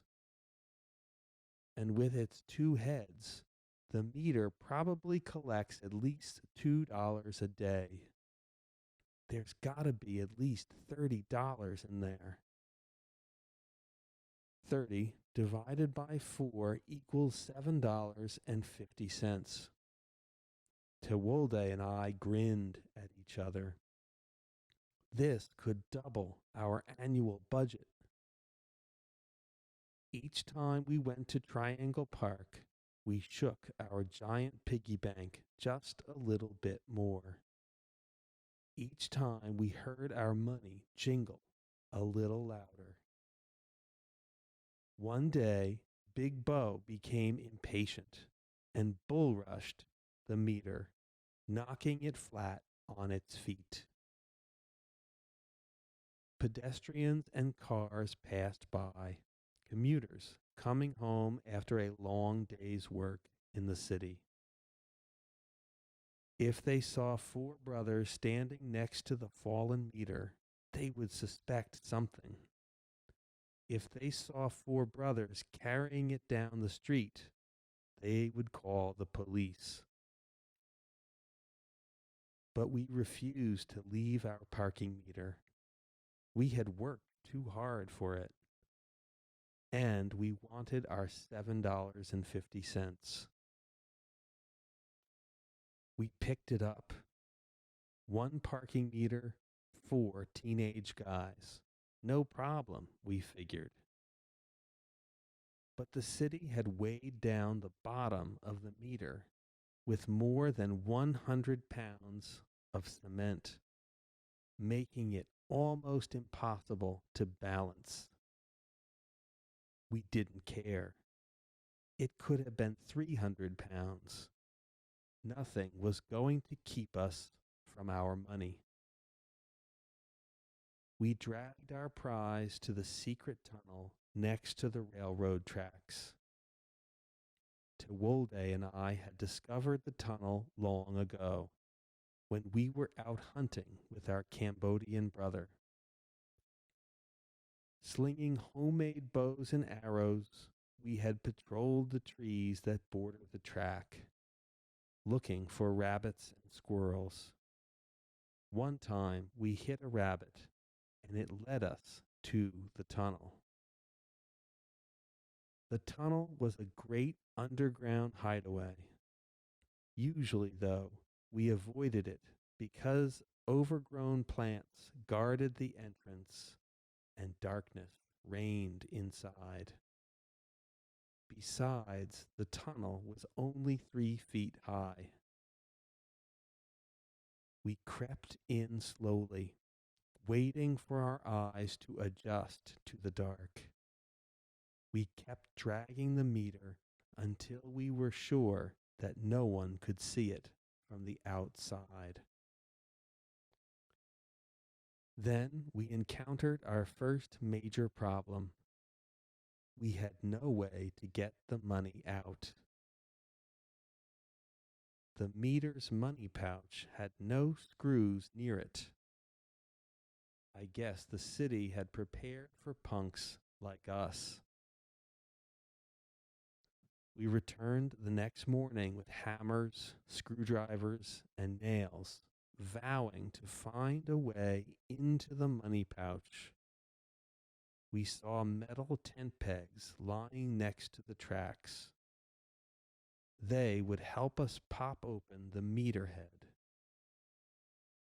1 hour elapsed, and still we labored. To keep our spirits up, we shook the meter head and listened to the clang of our quarters. Laughing, we considered ourselves the boldest adventurers. Who could stop us? Page 58. At some point, I heard a noise, but I thought it was one of the others. As the static of the walkie-talkie grew louder, though, I knew. I knew even before I saw the flashlight and the metal star and the white policeman's unbelieving face gazing in at us. I saw felony at age 11 flash before my eyes, and I saw it mirrored in my brother's eyes too. Even worse, we both thought of my father and a story he always told. My children, there was a poor widow who lived in the countryside. She had neither livestock nor garden, and lived each day without knowing how she would eat the next day. She had only one thing in the world, her young son. One day the widow's son, who had grown old enough to play outside with his friends, brought home an egg. A tiny egg, small like the dust. The widow did not ask where the tiny egg had come from. She boiled it, and they ate it together. The next day the son brought a bigger egg. Soon after, 2 eggs, then 10 eggs. Finally, he brought the whole chicken. The widow still said nothing. She kept cooking the food and feeding herself and her son. Many chickens, goats, and sheep later, the son finally hit the jackpot. He brought home a whole cow. His mother said nothing, and they milked the cow and drank the milk together. As they sat finishing the milk, the magistrate came with the police and arrested the son for stealing the cow. Declaring that the son would have to die for his crime, the magistrate ordered the police to take him to the house of imprisonment. The distraught widow humbled herself and threw herself at the magistrate's feet and begged for her son's freedom. Please, sir, I beg you. He is my only son and all that I have. Please show mercy on him. But before the magistrate could speak, the son replied to his mother, No, mother, if you really cared about me, You should have stopped me when it was only a tiny egg. Now it's too late. It starts small with a tiny egg, but before you know it, the egg becomes a chicken and the chicken a cow. Then you find yourself in the house of imprisonment, or worse. So I am telling you now, don't say that your father did not warn you. If I ever catch you stealing the smallest thing, if I hear that you have been thinking about stealing anything, fear for your lives. I will make you lost. Having attended church 50 Sundays out of the year and studied the Bible as a family each Saturday and Sunday night, having grown up with our culture's morals implanted in our conscience, and of course, having heard our fathers, it starts with an egg fable, we should have feared to steal anything, let alone government property. But we had not learned our lesson, and we found ourselves staring at a policeman. Had he seen us looking for the tent pegs out on the tracks? Had a passerby heard the clanging and told him about the noise? Had he discovered the missing parking meter and decided to snoop around? We didn't know. We just knew that it was time to run. My brother and I had been chased by a huge dog one summer, chased for 2 blocks. We had run then. We had exploded fireworks near a bully's foot one 4th of July, and he had chased us for almost half a mile. We had run then. But never in our lives had we run like we ran from that cop. Keeping our heads low, hoping that the policeman was too tall to fit in the tunnel, praying that another policeman did not wait at the other end. We blazed out of the tunnel as if a time bomb ticked behind us. We sprinted all the way home, flew into our rooms, and changed our clothes. Put on a hat, pat down your hair, try to look different, hide in the basement, and pray that they don't come. Libee Migbar, page 63. Even as we were vandalizing parking meters and terrorizing Halloween baskets, my brother and I were still what many Americans would call good kids. We listened to our parents, we did our best in school, and God knows we tried to respect our peers. It hurt my brother and me to see our parents struggle, and we wanted, more than anything, to be able to help them someday. So we worked hard at school, and after several years, we graduated from the ESL, English as a Second Language, program at Longfellow Elementary and entered regular classes full time. We were extremely fortunate to be in School District 200, where we were blessed with outstanding teachers. We recognized our good luck and took advantage of it.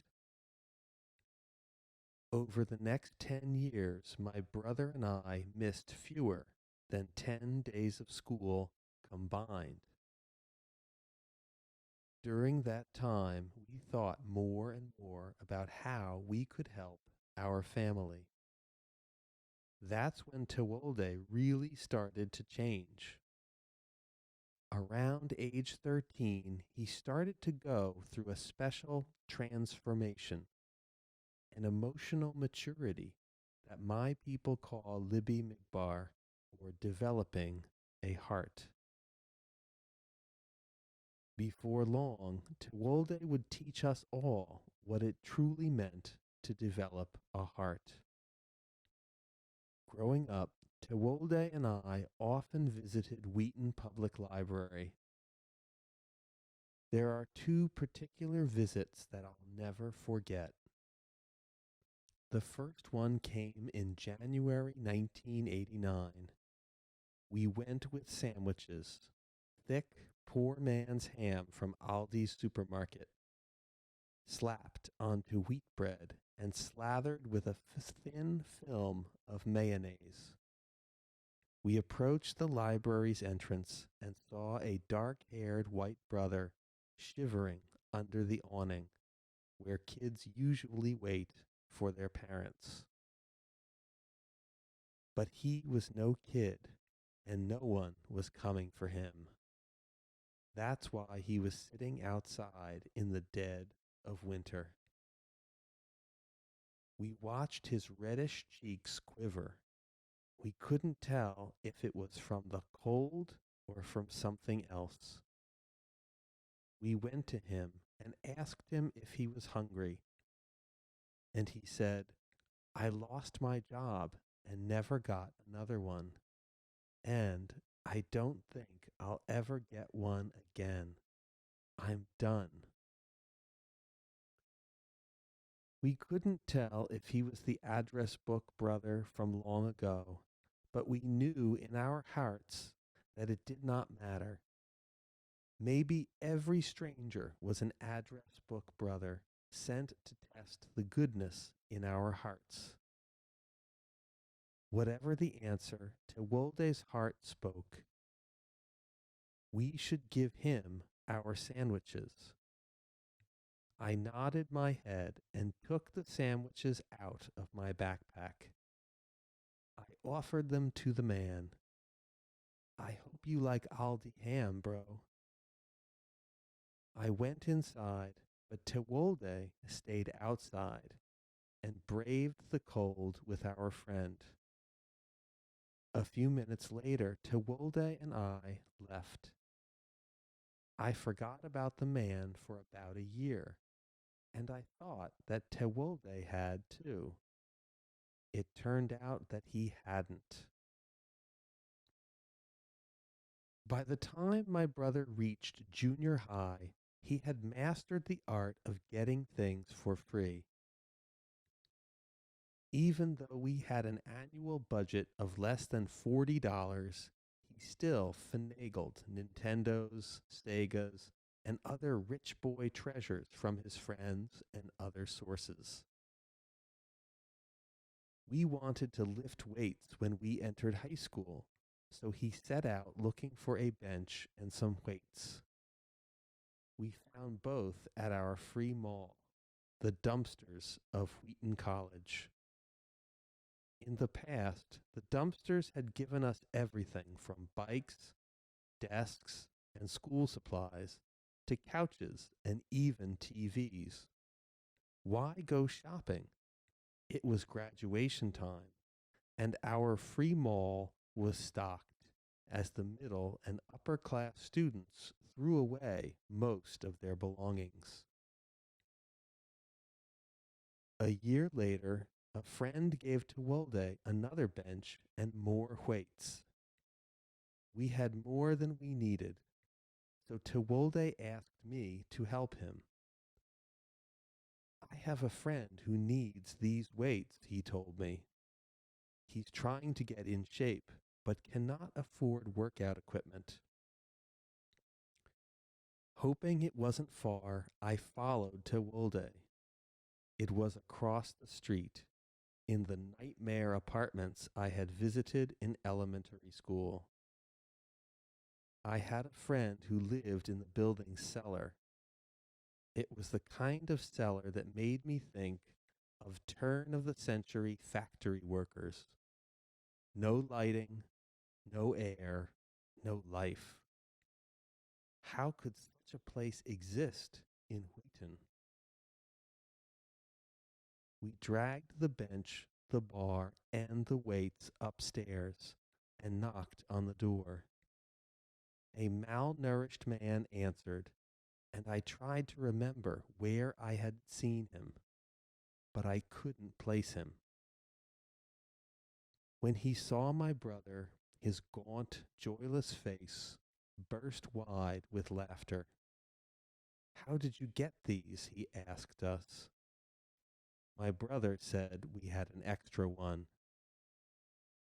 We stayed and talked for a few minutes, and he told us that he was trying to make it, trying to keep his job, but it was hard, so hard, to have confidence and hope.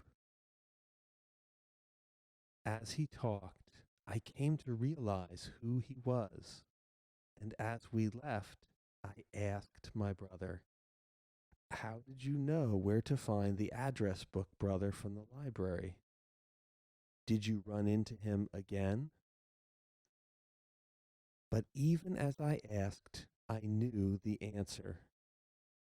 My brother had found him housing and a job, encouraged him, and even given him money when he could, even though my bro had so little himself. All of this without telling anyone. The second memorable trip to the library arose from earlier days, when my brother and I had worked like indentured servants.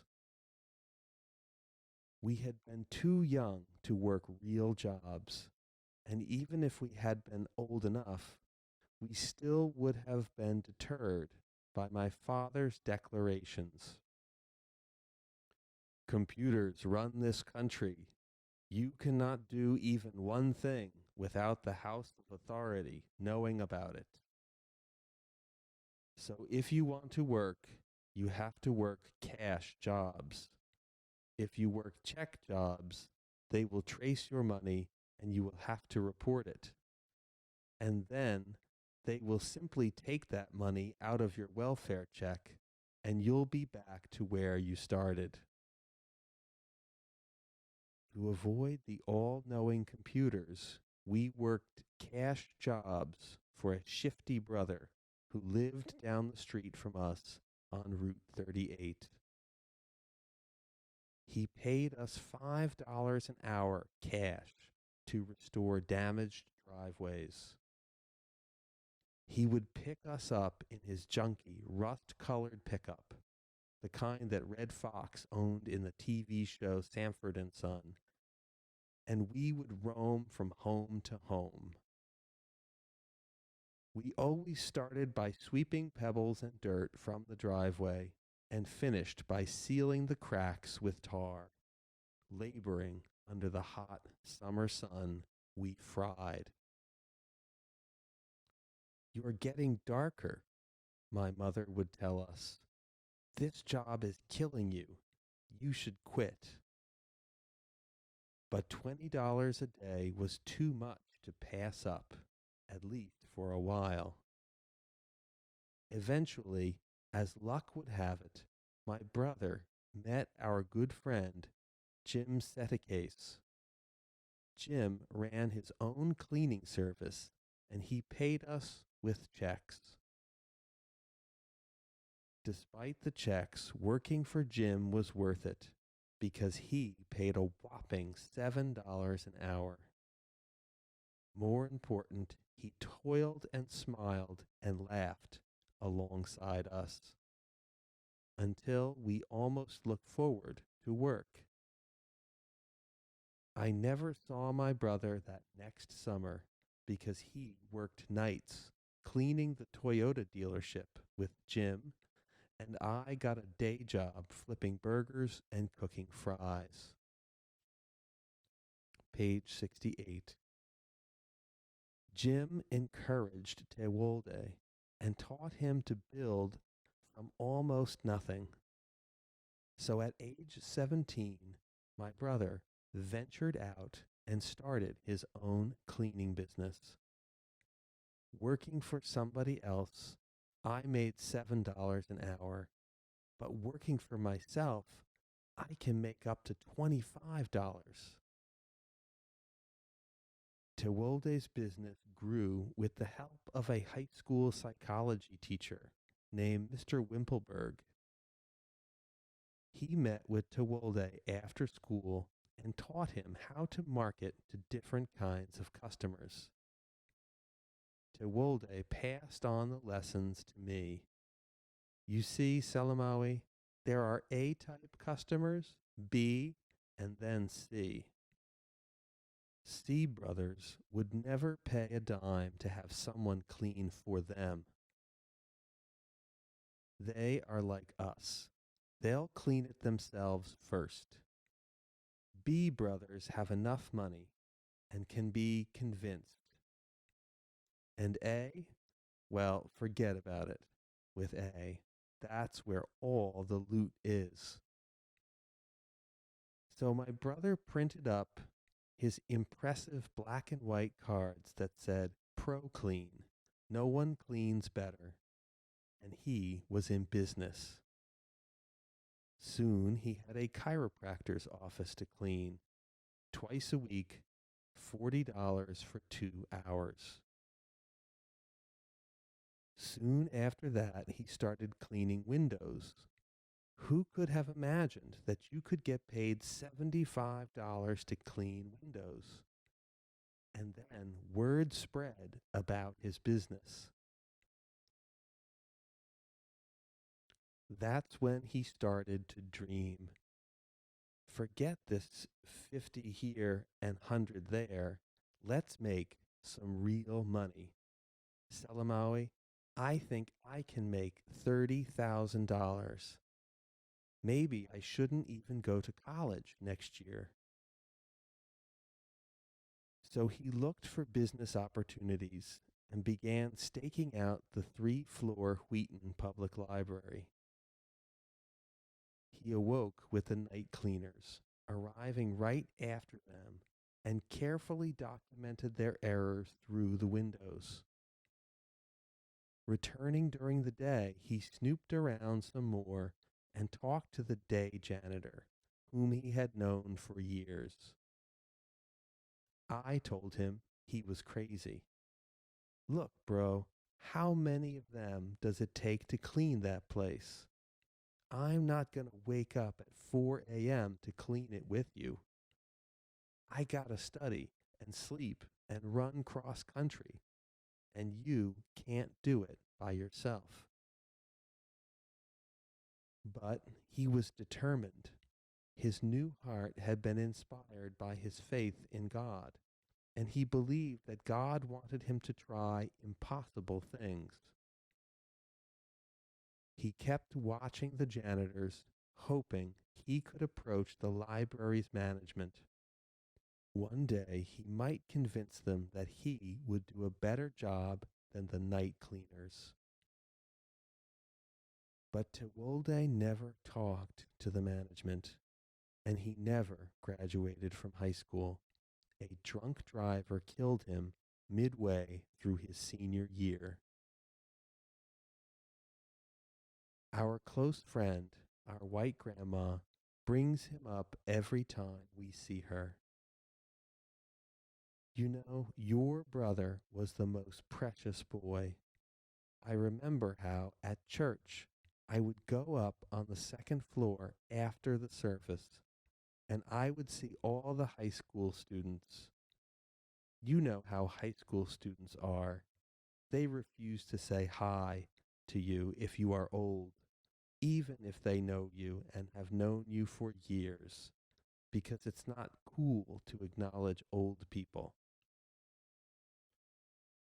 But your brother, no matter who that boy was with or how many people were in his way, he would always leave his group of friends and wade through the crowd to hug me and talk to me. His love knew absolutely no shame. He was a special boy, and if I had a son, I would have wanted him to be just like Tewolde. He is often remembered among our Habesha community, too, even though it's been almost 8 years. Yes, he was a blessed one. Bruk Niru Abe Kikireb. Where can his like be found? That eldest son of Father Haileab. Listen now. There was that one time when their mother had gone back to Adi, and I came over because some guests were coming, and I had promised to help with the preparation. I came over and soon found myself overwhelmed with cooking the sebi and injera, let alone doing everything else. And then that boy came. I did not ask him to help, but he came in like a whirlwind, washing the dishes, sweeping the floor, straightening out the living room, helping me prepare the food, asking me to sit down and rest. Before I knew it, he had done almost everything himself and wanted to know if he could do anything else. Not long after his death, I went to his room and looked through some of his papers. A single picture stopped me. It showed a dark haired South American boy, about 5 years old, with the warmest, brightest, most hopeful eyes, and the hint of a smile on his light brown face. I flipped the card over and read it. Here is your child. Thank you for sponsoring him. With your $20 a month, he goes to school, receives medical care, and eats healthy food. I wonder how my brother had donated $240 a year to Compassion International when he had so little money to spare. He was struggling to save money for college and was trying to help his family too. I thought of the biblical tale where a rich man donates a large sum to a synagogue and a poor woman donates her last 2 cents. As the story goes, her gift is worth infinitely more, for the rich man gave out of his surplus, and she out of her scarcity. As I reflected on what my bro had meant to the child, I thought of what he meant to all of us. I thought of my mother and her special relationship with him, and how, when he was a child and misbehaved, she would grab the leather belt and try to whip him. But the harder she whipped him, the more Tewolde laughed. And the more he laughed, the harder she whipped him. He would keep laughing, smiling at her with every blow until she gave up and joined him in laughing. I thought of our younger brother Hinsa. Tewolde knew that 7-year-old Hinsa loved quarters. So he would keep a lookout each night when he cleaned the Toyota dealership with Jim. Tewolde always found several quarters, and if he didn't, he took some out of his own pocket and left them in his shoes for Hinsa. As soon as Hinsa woke up, he would run to see how many quarters his older brother had left for him. Page 72. I thought of Merit, the lone girl among us after Mulu got her own place. Merit could always turn to Tewolde for an ally. I thought of my pops and the high level of respect that Tewolde always showed him. even when doing so meant swallowing his own pride. When I thought of myself and of what the word bro means to me, it means a measuring stick, a higher standard, a heart that sees angels, a lifelong inspiration. It means God be with us, and may we meet again.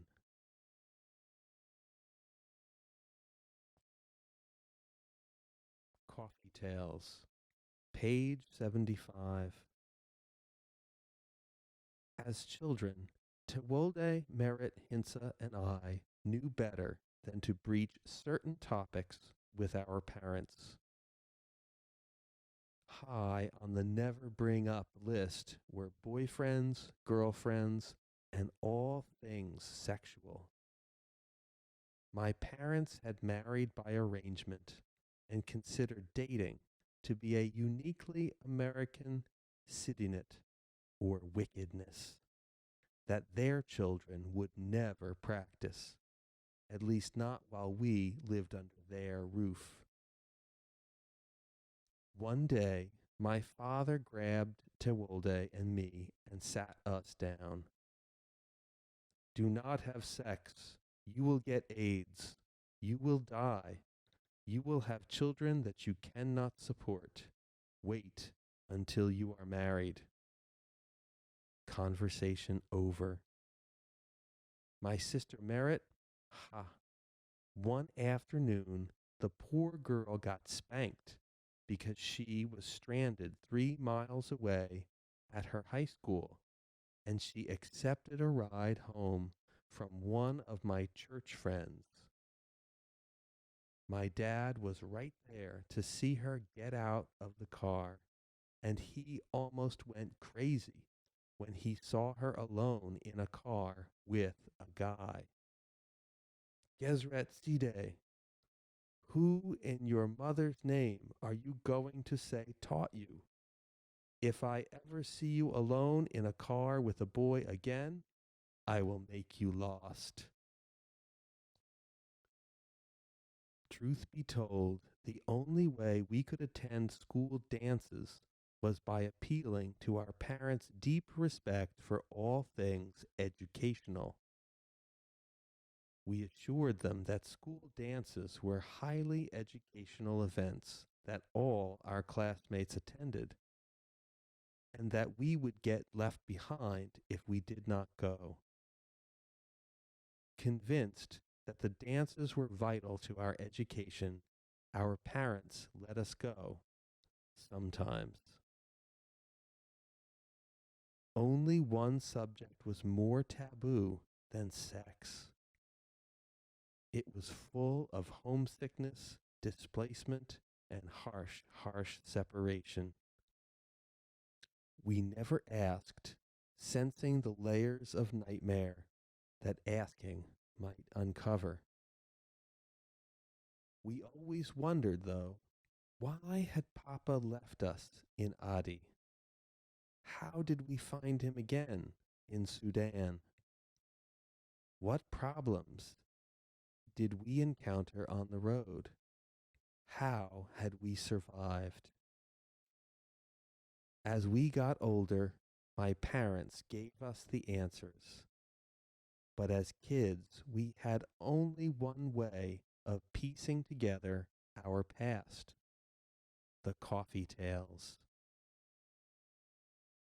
When 3 or more of my people come together in a home, the woman of the house usually asks the other adults if they want buna or coffee, and they usually say no. Not the least bit fooled, the woman asks again, and the guests usually say yes. The process of brewing buna is different from the American coffee making process. The woman pours the buna beans into a skillet and heats them over a stove until the powerful aroma of coffee invades the entire house. Sometimes the cooked beans give off too much smoke, and the smoke detector goes off. After heating the beans, the woman scoops them into a filter, runs water through, and serves the coffee in small, fragile white cups decorated with bright oriental designs. The cups are small enough to fit between your fingers, so small that one gulp could empty them. But no one gulps the coffee. Everyone sips slowly. The Buna reaches in and uncuffs their tongues, allowing them to discuss memories they would otherwise leave untouched. Sometimes they recount stories of adjusting to life in America, of Fisum, who mistook his apartment's refrigerator for a clothes dresser. He organized his trousers and shirts on the shelves, even placing his underwear and socks in the pull-out drawers on the bottom. Of Gebre, who upon arriving at the airport saw a dark-skinned uniformed airline worker and panicked, thinking that the worker belonged to the Derg army. Sometimes the adults even tell stories of why they left their homeland, of how a rebel group hunted them, and how they fled across the Red Sea to Saudi Arabia and spent months in a Saudi prison, of how they somehow made it back across to Port Sudan and then to the States. The adults in my house would sip slowly and resurrect their pasts. Even my mother. And whenever we could, we kids hid behind the stairs and listened. When we were in our country, we were doing well. Tewolde, Selamawi, Merit, they were all born there. We lived in our own home with 3 rooms and a long hall and made of cement, not like many of the other homes. My husband had set up a small clinic and practiced there. We had a pharmacy where we sold pills, penicillin, and soap. Many village folk came to my husband with malaria. Many came with snake bites, but died before my husband could treat them. Village folk came to my husband on mules and took him back to their villages to help their women give birth. In those days, many women died as they tried to give birth, and their children died too. Sometimes they would bleed to death after they gave birth. Village folk did not understand. They would let the women bleed, but my husband would come and lift their legs up, not too much, just a little bit, and tilt their heads back and let them sleep in this position so that they would not bleed to death. He would inject them with painkiller too, and then he would give them light food.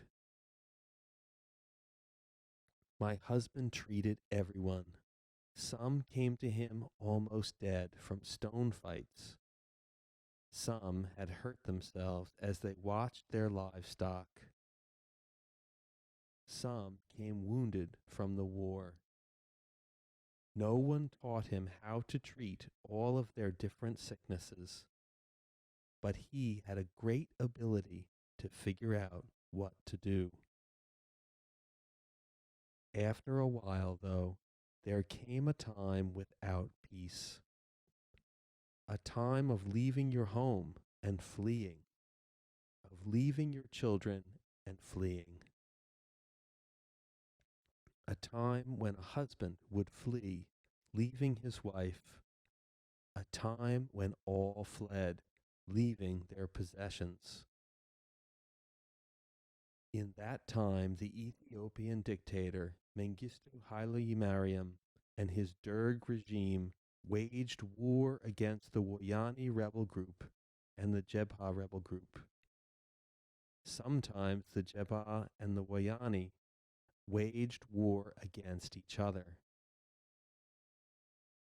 When the Woyani or Jebha were said to have taken a village, the Derg would come and try to take it back.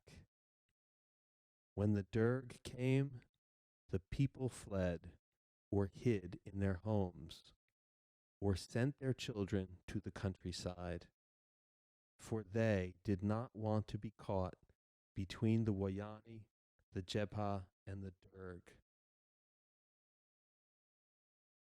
Mengistu's decree, Yematfat Zemacha, struck fear in our hearts. Kill all living creatures, spare none. Whenever the armies approached, my husband fled to the wilderness and hid there for several days. He feared that they would take him away, maybe kill him, maybe make him join their ranks as a doctor.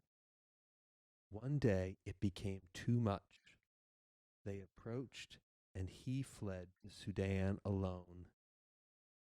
He could not take us with him, for he was being watched closely by those who did not want him to flee. We did not know if we would see him again. It was only the will of God that kept us all alive and brought us back together. All the villagers mourned when he left. The whole territory did, because he had never refused them, and he had not feared to put himself in danger when treating them. They wept, saying, "How will we find another like him, like Haileab, the son of Zedegal?" Some time passed, and my husband had travelers bring us messages. "Come, come, come. What are you waiting for? Come to Sudan, leave the livestock, leave the house, leave everything. Just bring the children and come." But how could I leave my people and my home? The Derg kept coming in and out of our village, and we started to fear that Derg and Woyane would clash in our region. More and more of our people started to hide in the wilderness, and one time I sent Tewolde and Selamawi to their uncle, Nigusai, in the village they called Gezagono. I kept Merit with me. Uncle Nigusai came back several days later and told me that he would never again take them. He told me that his daughter and Selamawi were sleeping near the doorway on some bedding that uncle had set up for them, and that while they slept, a snake came in from outside and started to slither onto Selamawi's body. "We could do nothing," he said. "We could have hit the snake, but then the snake might have killed Selamawi. We could have warned Selamawi, but Selamawi might have moved in fear and caused the snake to bite him. So all we could do was watch and pray." The snake moved slowly from Selamawi's body to my daughter's body, and we kept watching, praying, able to do nothing, until finally the snake slithered past them. Once we had killed the snake, I raised my voice and my hands to God, and looking up, begged, Savior of the world, please save me from breaking the trust that has been given me. Please spare these children's lives and let me bring them back to their mother safely. So Uncle Nigusai brought Tewolde and Salamawi back to me. He told me, you gave your children to me that they would be saved, but they almost died with me. From now on, do not hide the children away by themselves. Keep them with you, for who knows where safety lies these days. But the sickness they call Nifoyoyu seized Salamawi, and he almost died. We did not know what to do, and then I said, Father of mine, I will go to Sudan.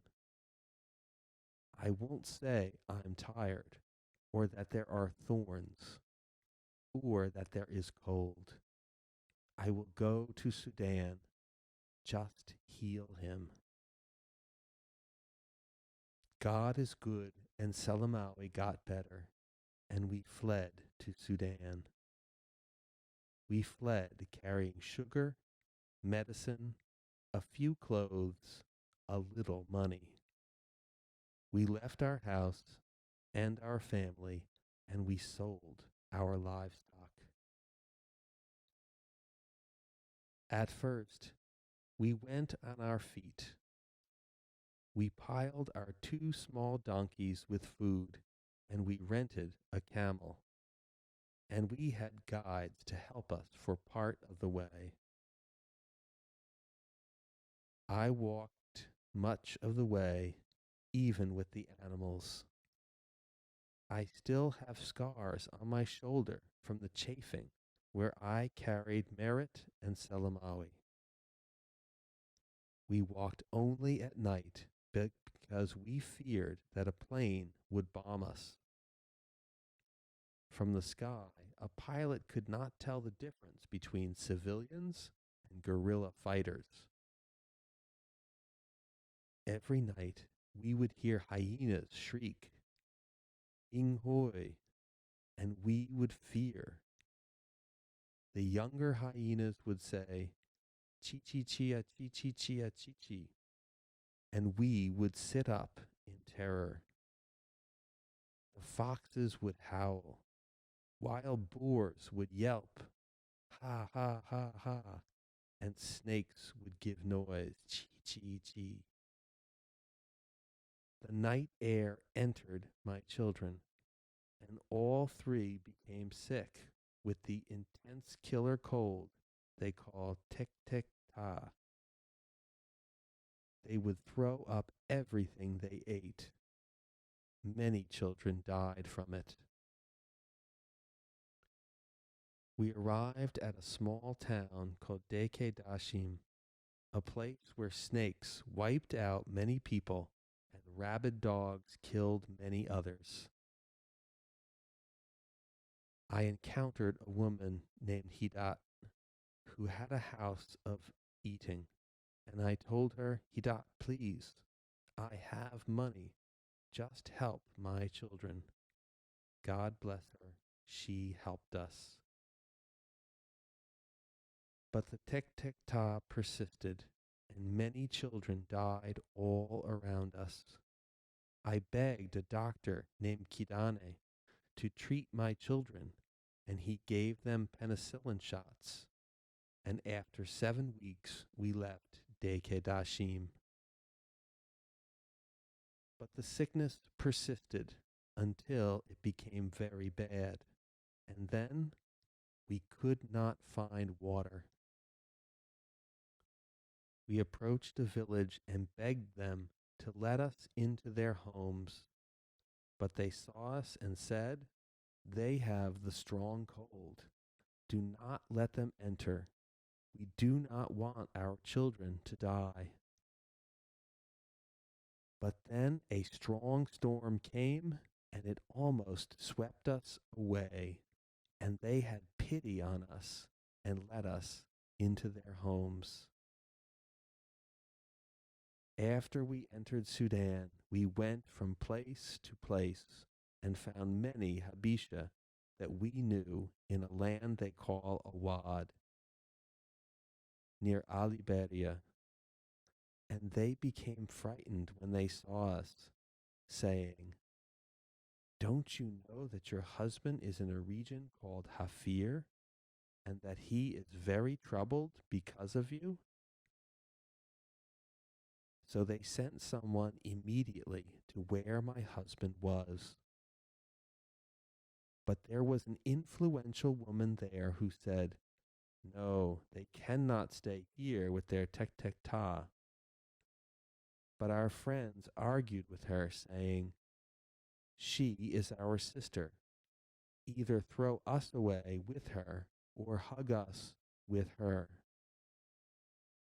And the woman said, "Let her be then." And we were able to stay. Then my husband came, and our year of separation was over. We were all very sick, maybe approaching death. But because of my husband, we became better. He injected the medicine into my children's thighs, into their skin, and they became better.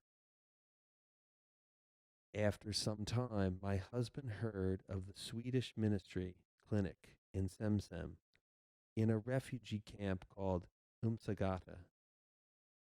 He went to work there, and I helped at the food and nutrition place, and we lived there for 3 or so years in our adobe. And then we came to America, and you know the rest.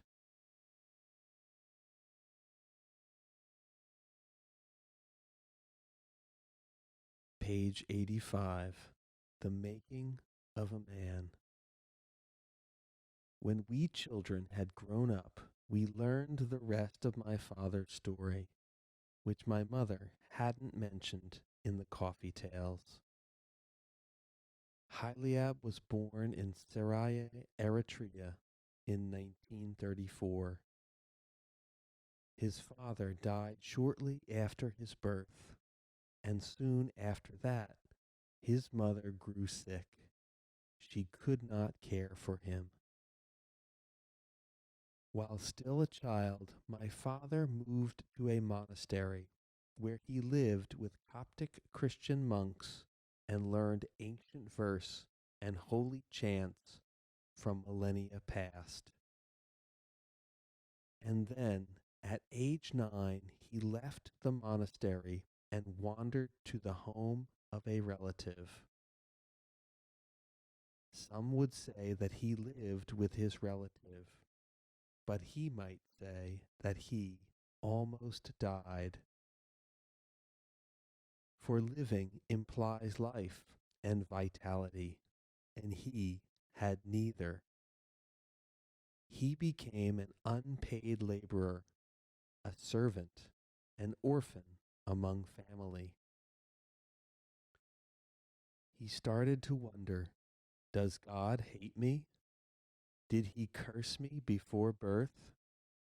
Is that why my father died and my mother goes to join him? One day his relative hurled the wooden coffee grinder at his head. She promised to do much worse, and he feared to stay. But he could not return to the monastery, and he could not return to his mother, who was still sick. So at age 14, Haileab turned from his homeland of Eritrea and wandered deeper into the heart of Ethiopia, into the province of Tigray. Alone and almost penniless, he had to rely on strangers as he traveled from small town to small town.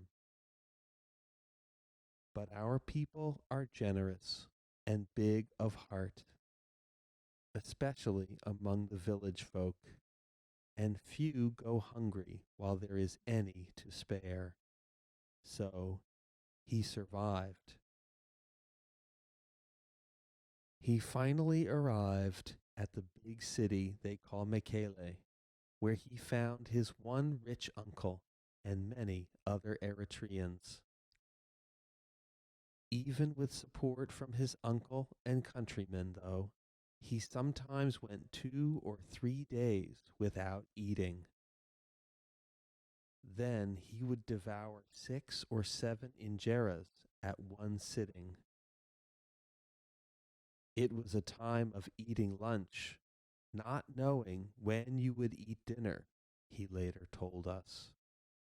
So whenever I could, I ate multiple meals in one.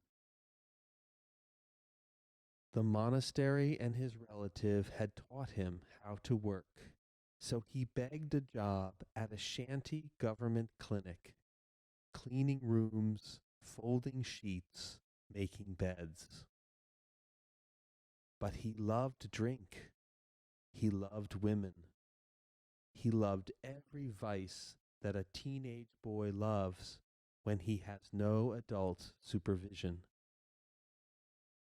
What one does in youth, one often regrets in old age. I lived a sinful life, but what would you expect? I had no mother. I had no father. I had no one to teach me right or wrong. Bejakum, my children, please don't be like me.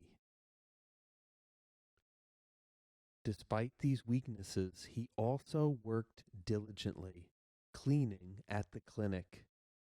As he cleaned, he listened.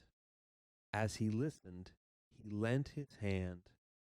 And as he lent his hand, he began to learn. He had learned how to read at the monastery, and now each night he read whatever books he could get his hands on. Anatomy, physiology, physics, mathematics, chemistry. He learned all the basics of science. One day, all Ethiopian students who dreamed of becoming physicians came to Mekele to take the government's standardized examination. To fail meant a volatile peasant life and dependence on the local economy's unsteady orbit. To pass, as only 5% would, meant a permanent job in the Ethiopian government and a valuable place in society. Although my father had not attended high school, he took the test with the other students. A vagabond among local favorites, what chance did he have? He always told the story with pride. There were many of us who took the test. One person scored 86 out of 100, and I scored 84. Everyone else scored below us, so I earned the right to train as an advanced dresser. Not a full-fledged doctor, but it didn't matter because there were so few doctors that, as an advanced dresser, I did everything that a full doctor did. Living in a desperate time among a desperate people, among wars, among famine, among epidemics, he found that he often held the keys to life. He also found that books and training were not always enough. What books could teach me If I didn't have access to the medical equipment they described, what could they teach me if I had to treat modern day horrors with ancient tools, or if I had to traverse 25 miles of barren wilderness to treat a bedridden mother, knowing that she might be dead by the time I arrived? The decades passed, and he became famous among village folks. Haileab, son of Zendagal, birthplace Saraye, Eritrea, now living in Tigray, Ethiopia, deliverer of babies, stitcher of the bloody, mender of the broken.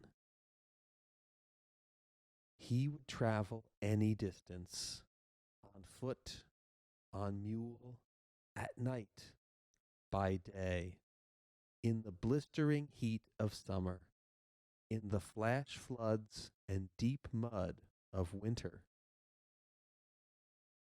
One day he would drink 30 cups of sewa, or habisha beer.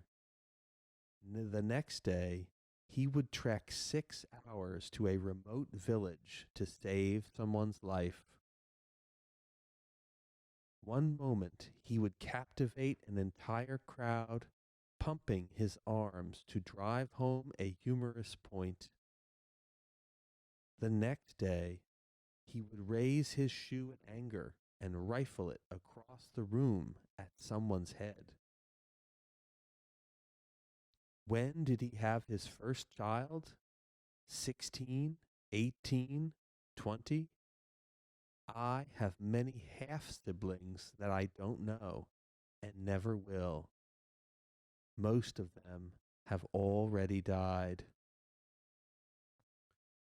Haileab, son of Zendagal, rarely cried, but he always cried when he thought of his lost children, knowing, perhaps, that he had created his own childhood nightmare in their lives. You cannot know how it feels to know that you brought children into this world and abandoned them. Abandon your own blood to this harsh world. He married my mother. He was much older than her, maybe 20 years older. But that was the way of our people. A younger man had nothing to offer a woman's parents. He had to accumulate many years' wealth to convince the bride-to-be's family that he could provide for the daughter and the parents. Several years after they were married, my brother Tewolde was born, then me, and then my sister Merit. All three of us born in Adiwala, Ethiopia, not far from the Eritrean border. All three of us cultural wholes, but political half-breeds, with our father from Eritrea and our mother from Ethiopia. We are the same people, same language, same food, same culture. We even share the same genes. We, the Tigrinian-speaking people. But somehow we have formed separate identities and more recently have become bitter enemies. Some say our division started centuries ago. Many others say it started with the Italians, that when they colonized us in the late 19th century, they separated my father's people from the rest of Ethiopia.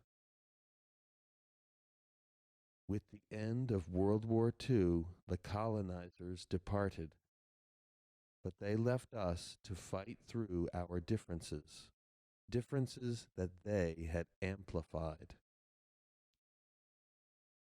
for 30 years we fought against each other and alongside each other. We took a little break to catch our breath and have resumed fighting now. Many of my father's and mother's people now hate each other, but they did not hate each other in my father's day. How else could my father, an Eritrean, live among my mother's people for almost 3 decades? How else could he nurse so many of her people back to life? How else could he marry my mother? My father grew wealthy. He had his own pharmacy, his own general store, and he ran his own clinic. He had livestock by the hundreds and was known to all in the area. He had many friends, but he also had many enemies, powerful enemies. They came uninvited and threatened him. Do not treat this patient. He killed my brother. Didn't you hear, you son of a woman? I said, do not treat him. You won't stop? Okay, just wait then. I will show you your work. Just wait. We'll see how long your clinic stays open. My father, a healer, had been robbed of his power to heal. Soon he began to think about leaving. They have broken into my clinic and destroyed all of my supplies. They have threatened to do worse. Tigray does not have the medicine that I need, and I fear to go deeper into Ethiopia. My friends warn me not to report to headquarters for more supplies. They say the ruthless Derg regime will kill or imprison me. Gathering the provisions that I will need, I pack my mules and head across the border to Sudan. I purchase the supplies. Thank God for the black market. I get them for half the price. Let's just pray that these pills are real. Even the regular market sells fake pills. I return and I treat whomever comes to my clinic.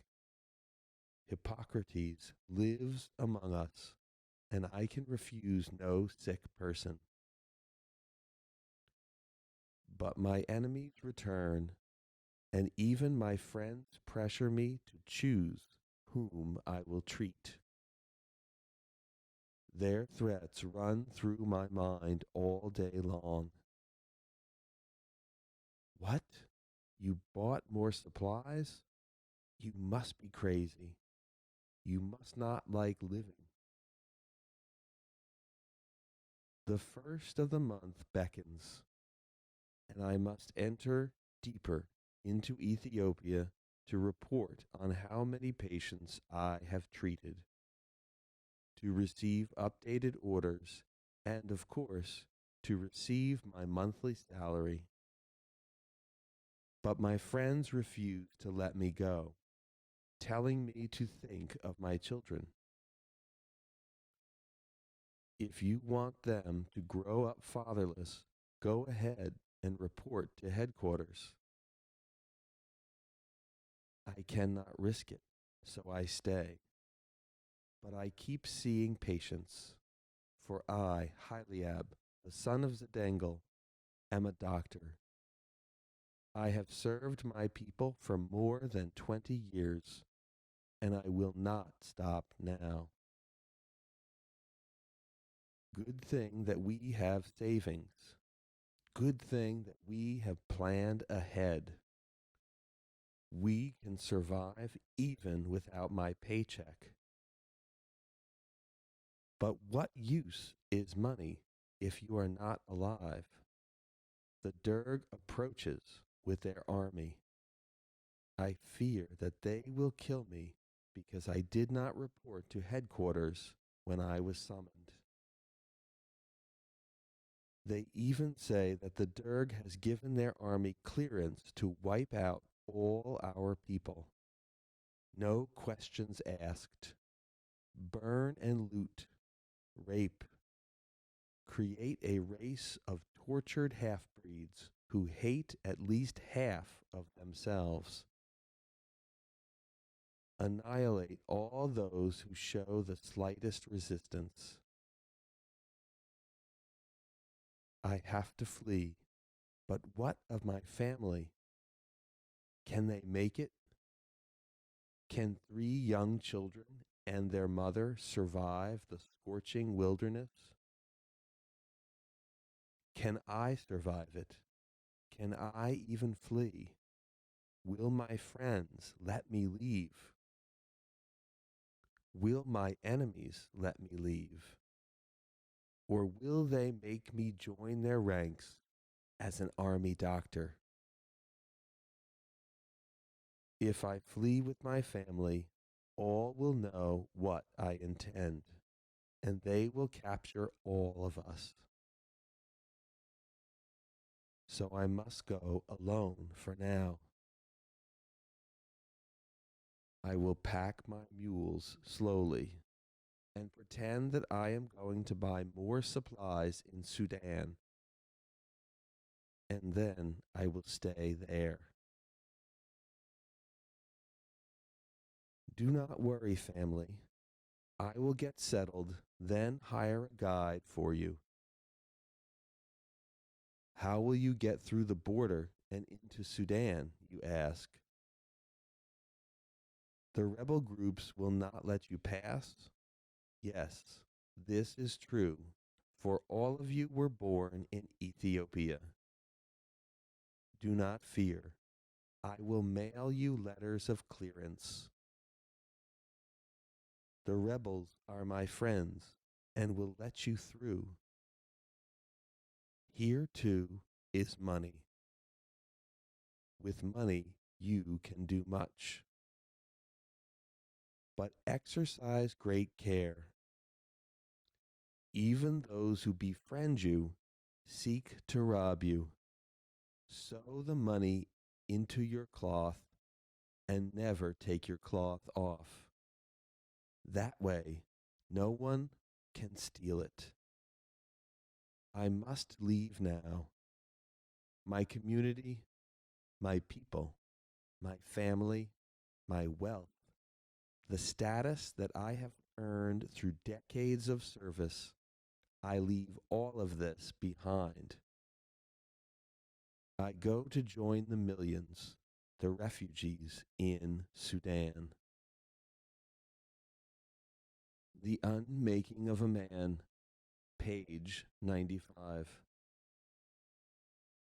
One day, upon awakening from troubled dreams, Gregor Samsa found himself in his bed, transformed into a monstrous vermin. Franz Kafka, The Metamorphosis. One day, upon awakening, Haileab Askedom found himself in America, transformed into a monstrous black beetle. He had been an advanced dresser back home in Addy, and he had done everything: stitched head wounds, birthed babies, treated snake bites, and malaria. But when he came to the States, he couldn't just stroll down to Central DuPage Hospital and proclaim, "You all are in luck. Guess who just moved into your county?" That's right, the baddest all-purpose stitcher and baby birther that the backwoods of Tigray ever did see. Just show me the surgery wing. and I'll give you a free demonstration. No, my father was fortunate to get a job as a janitor at Wheaton College. He worked there for a few months, and then his eyes started to fail. He blamed the bright glare of the snow, but I always thought it had more to do with his glaucoma and the cataracts in his eyes.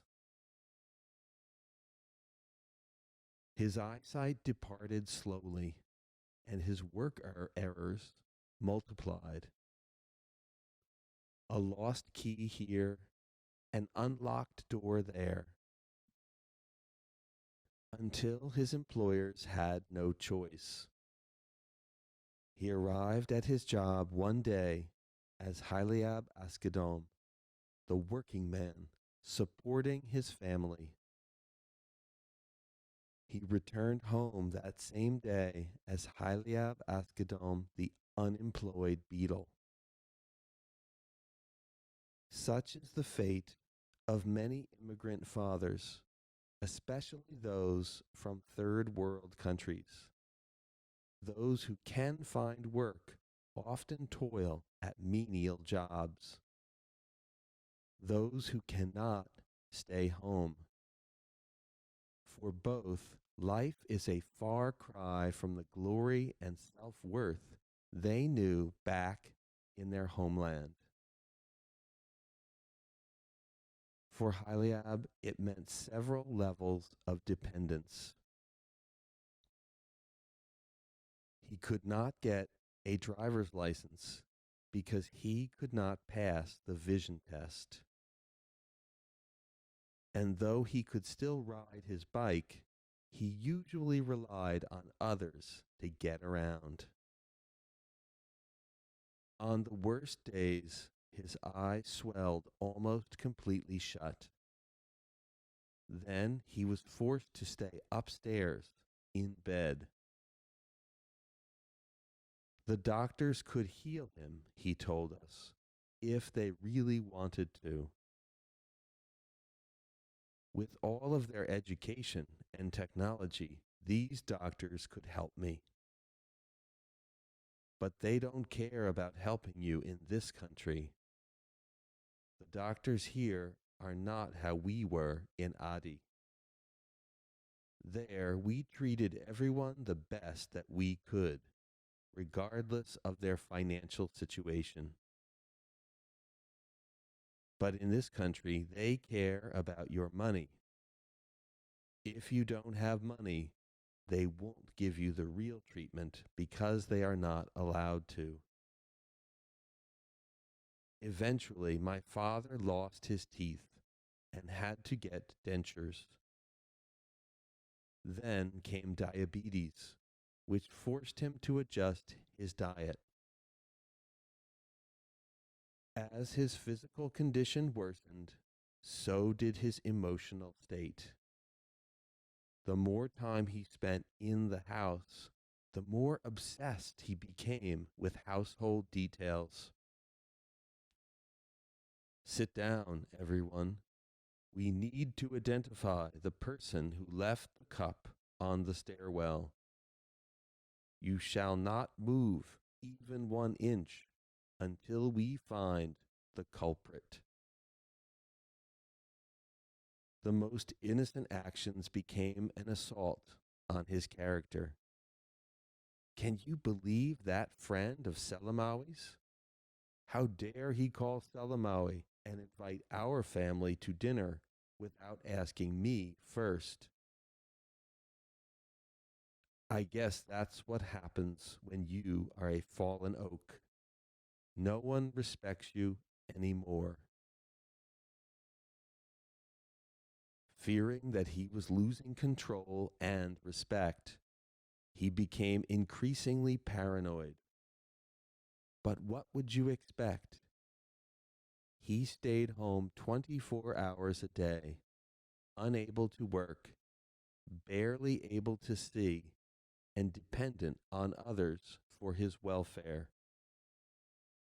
He had all the time in the world to wish for his past, ponder his present, and question his future. Still, my father had never known shyness, and he maintained his vigor. So he focused his energies elsewhere, on his homeland, on his neighborhood, on his family, though not always to our liking. When we kids were in elementary school, he started to wake us up at 5 in the morning so that we could do aerobics. Where are you going to say that you grew up, eh? How are you going to say that you grew up in Wheaton when you didn't take advantage of all the resources that you had around you? Do you know what those back in Adi would do to be in your shoes? Anything. We wanted to respond with some common sense. We'll happily say that we grew up in Wheaton, and like everyone else in Wheaton, we want to be asleep right now. But that would have resulted in a near-death experience, so we did the aerobics. Other times he led us to the Wheaton College track. We usually beat the dawn. It is important for you to run every day and to get strong. You see the lanes. There are 8 of them. I want you to circle the track in each of those lanes once. Like with aerobics, we would have mutinied had we not harbored such respect for our good friend, Mr. Coolfee. Mr. Coolfee was long and made of animal skin.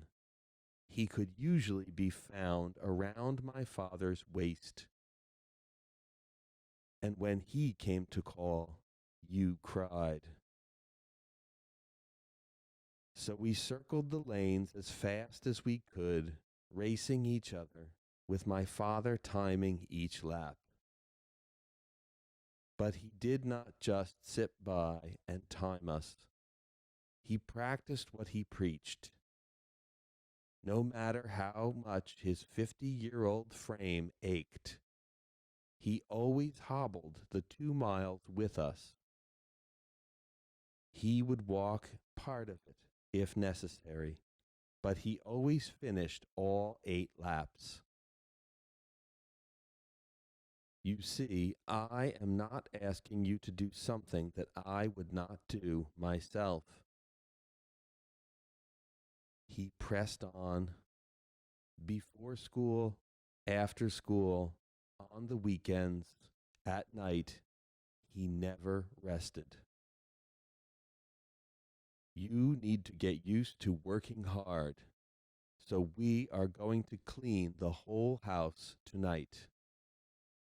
Watch me as I sweep and mop. When I mop, notice that the first time through, I do a pure water mop to get all of the dirt off. And then after that, I mop everything again with disinfectant. Selamawi, why are you pushing so hard with the broom? You are scattering the dust everywhere.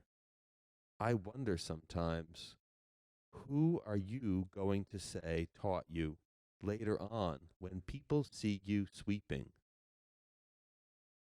We learned how to sweep, mop, dust. We even learned how to make beds, hospital style. And after that, we were put to work outside. Among other tasks, we had to rake the long driveway that we shared with our neighbors. By the time we had finished clearing the leaves, we would look back to where we had begun and see a new collection of leaves building up. We would start again, going even faster. praying that we could beat the leaves and rush inside before they piled up again. Babe, why are you making us do this? Our neighbors don't even care, and none of their kids have to do it. Listen to me, my children. It is painful for you now, but believe me, the day will come when you will thank me. For I am teaching you how to work and how to live well with your neighbors. The day comes in each of our lives when those around us are asked to testify and to tell what kind of character we have demonstrated in our past. I guessed my father knew what he was talking about. When I was in 8th grade, our landlord raised the rent, and we were evicted from our home on College Avenue. It looked like we would have to leave Wheaton. But the folks at the Marion Park Housing Development moved us up several years on the waiting list. Before they could do us this special favor, though, they had to ask our neighbors on College Avenue what kind of people we were. The day of character examination had come. Our wonderful neighbors, Linda Panther, Linda Slinger, and Peggy Hackett, said good things about us, and we moved to Marion Park. Not too long after we moved, my father decided to rake many leaves next to Marion Park's lake. This time, his desire to help his neighbors would get him in trouble. None of us kids were around, so my father tried to clean the entire lakefront by himself. He raked and raked and raked until the day had departed and evening had dawned. He finally finished raking and gathered the leaves into a huge light brown mountain. Then he got his big boots. Wading into the water, circling slowly, gathering litter, debris, fallen branches as he went, he cleaned Marion Park's lake. By the time he finished, night had arrived, and he had encountered his first major problem. He had created a mountain of leaves, litter, and sticks, but he could not figure out how to get rid of it. The mountain dwarfed the nearby dumpster, so he could not throw away the leaves. He came up with a plan. He would burn the leaves down to nothing. He had started and managed many fires back in Adi, so keeping this one under control would pose no challenge. He started the fire and watched the leaves burn slowly. Suddenly, he heard sirens. Firemen rushed to extinguish my father's blaze, and a policeman ran toward him. My father could not have been more confused. "Excuse me, I rake and try to fix leaves. Excuse me, I do not understand. No, I am poor man. I am disability. Please, do not take me to the house of imprisonment. Please do not stain my record." The father had arrived so quickly because there was a fire station across from the main Marion Park entrance. They were stunned by my father's explanation that he thought he was doing his neighbors a favor by burning all the leaves for them. The law compelled the officers to arrest or at least fine him. But after talking to him, they instead obeyed the golden rule and gave him only a warning. You see how this treacherous world works? Sometimes you try to do something good and you end up getting punished for it. Although we Habesha refugees have scattered to every imaginable corner of the earth, we occasionally gather by the hundreds at old banquet halls in Chicago. At each get-together, we come yearning for fellowship. We also search for news of the homeland, something we desperately sought before 1991. When the civil war between Eritrea and Ethiopia still raged fiercely.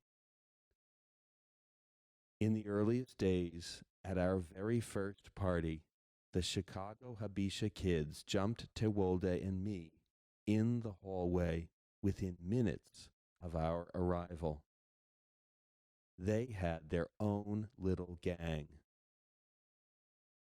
You suburban commandos, we gonna beat your butt. Tewolde and I ran into the closet, reappeared with brooms, and started swinging at the city boys, wild as we could. Believe it or not, we ended up becoming friends in later years. We usually hung out in the hallways of the old building. When we grew tired, we would retreat to the main room and sit at a table with our other young friends. The adults would sit at their own tables, the women usually at different tables from the men. The dancing began around 11 p.m. and did not finish until 4 or 5 a.m. Before the dancing, though, they always had announcements, news sharing, and other pre-planned programs. My father would interrupt the programs, rising and leaving his seat, heading right for the stage. He would take the microphone and start reciting gitmes, or rhyming poems. Being a child, I would cringe in embarrassment. Who is that? The people would ask, especially the kids who lived in Chicago and did not know that he was my father. Does anyone know where that crazy old man came from? I kept my mouth shut, denying him, too ashamed to acknowledge him. He had a rare talent for rhyming in gitme, our culture's spoken word freestyle rap. He would go on for half an hour without pause. All listened in amazement, wondering who this eccentric old man was. Did he not fear to interrupt the program? Did he not realize that shouting into a microphone creates sonic hell? And how was it that he loved his homeland so much that he could say half-hour gitmes about it? Some days he would write the lyrics ahead of time, but then his eyes would fail him and he would struggle to read his own writing, even when he held the paper right up to his bifocals. He would call my friend Abraham, who was my age but had come to this country later and could still read Tigrinya quickly. Abraham, my son, are you here? Please come and read this for me. Abraham would go up respectfully and read the rhymes, with my father's hunched frame standing guard next to him. In my younger days, my embarrassment created a smokescreen that blocked me from hearing my father's rhymes. But as I got older, maturity opened my ears and my heart, and the haze thinned. I started to feel his words and the spirit beneath them. And then I started recognizing his genius. I remember one time when his poetry rivaled that of Homer, Virgil, and Shakespeare. I waited until we got home and then asked him to repeat the lines. I have since forgotten those lines, but I can never forget the quiet, almost embarrassed shock that flooded his eyes when I asked him to repeat them. It was the shock of a man who had slowly been convinced by those around him that he had little to offer. A man whose new country had labeled him insignificant. A man whose opinion rarely mattered as it once had. It was the shock of a proud man who had metamorphosed into a beetle. Several years later, I ran into an old friend named Berhe at an annual Eritrean conference in Columbus, Ohio. I had met him when I was a boy. Each year, he had helped drive my family to the conference. Berhe was thrilled to see me. He grabbed me, hugged me, and, as is our custom, pelted me with questions. How are you doing? How is your family? Your health? School? Your family? How are your parents and siblings? School? Your family? And you? How is your health? Mother? Father? And you? How are you? Dehan, I repeated. We are fine. Dehan, Dehan, Dehan. I sat with Berhe and talked of old times. We laughed as we remembered stories of going to the Eritrean conference together. He told me of his wife and kids, and I congratulated him. Then Berhe started to tell me stories about my father. Sima Selamawi, he began, listen. I went back to the homeland recently and ran into some of your father's old friends in Tigray, old timers, dinosaurs from way back in the day. There are only a few of them left now. 30 years of war made sure of that. The old timers started to tell me stories of Haileab, the son of Zedengel, stories of the deeds that he had done and the people that he had helped. We sat in the tavern, and the tavern filled up, and more came. Many others, even younger ones, started to speak of him. He walked through miles of winter mud to help my aunt give birth. He saved my grandfather from the snakebite's certain death. He stitched my head up after the son of Tesfi busted it open with a stone. He always gave what he could to the poor, even giving them animals during feast times so that they would not go hungry. His generosity knew no bounds. How we mourned when they came for him and he fled. For who was ever like him, like Haileab, our father and our friend? As I listened to all of these witnesses testify to your father's love and his heart, I became overwhelmed with emotion. All of them regarded your father as a true hero, a generous, talented hero who served his people with great love and distinction. I am glad that you and I were made to find each other today, so that I could tell you all of these things. In my heart, I knew that it was you and your siblings who should have heard those stories, not me. All through my childhood, I had witnessed my father's metamorphosis, watching him deteriorate, seeing him become dependent on others, feeling sorry for him, and even feeling embarrassed.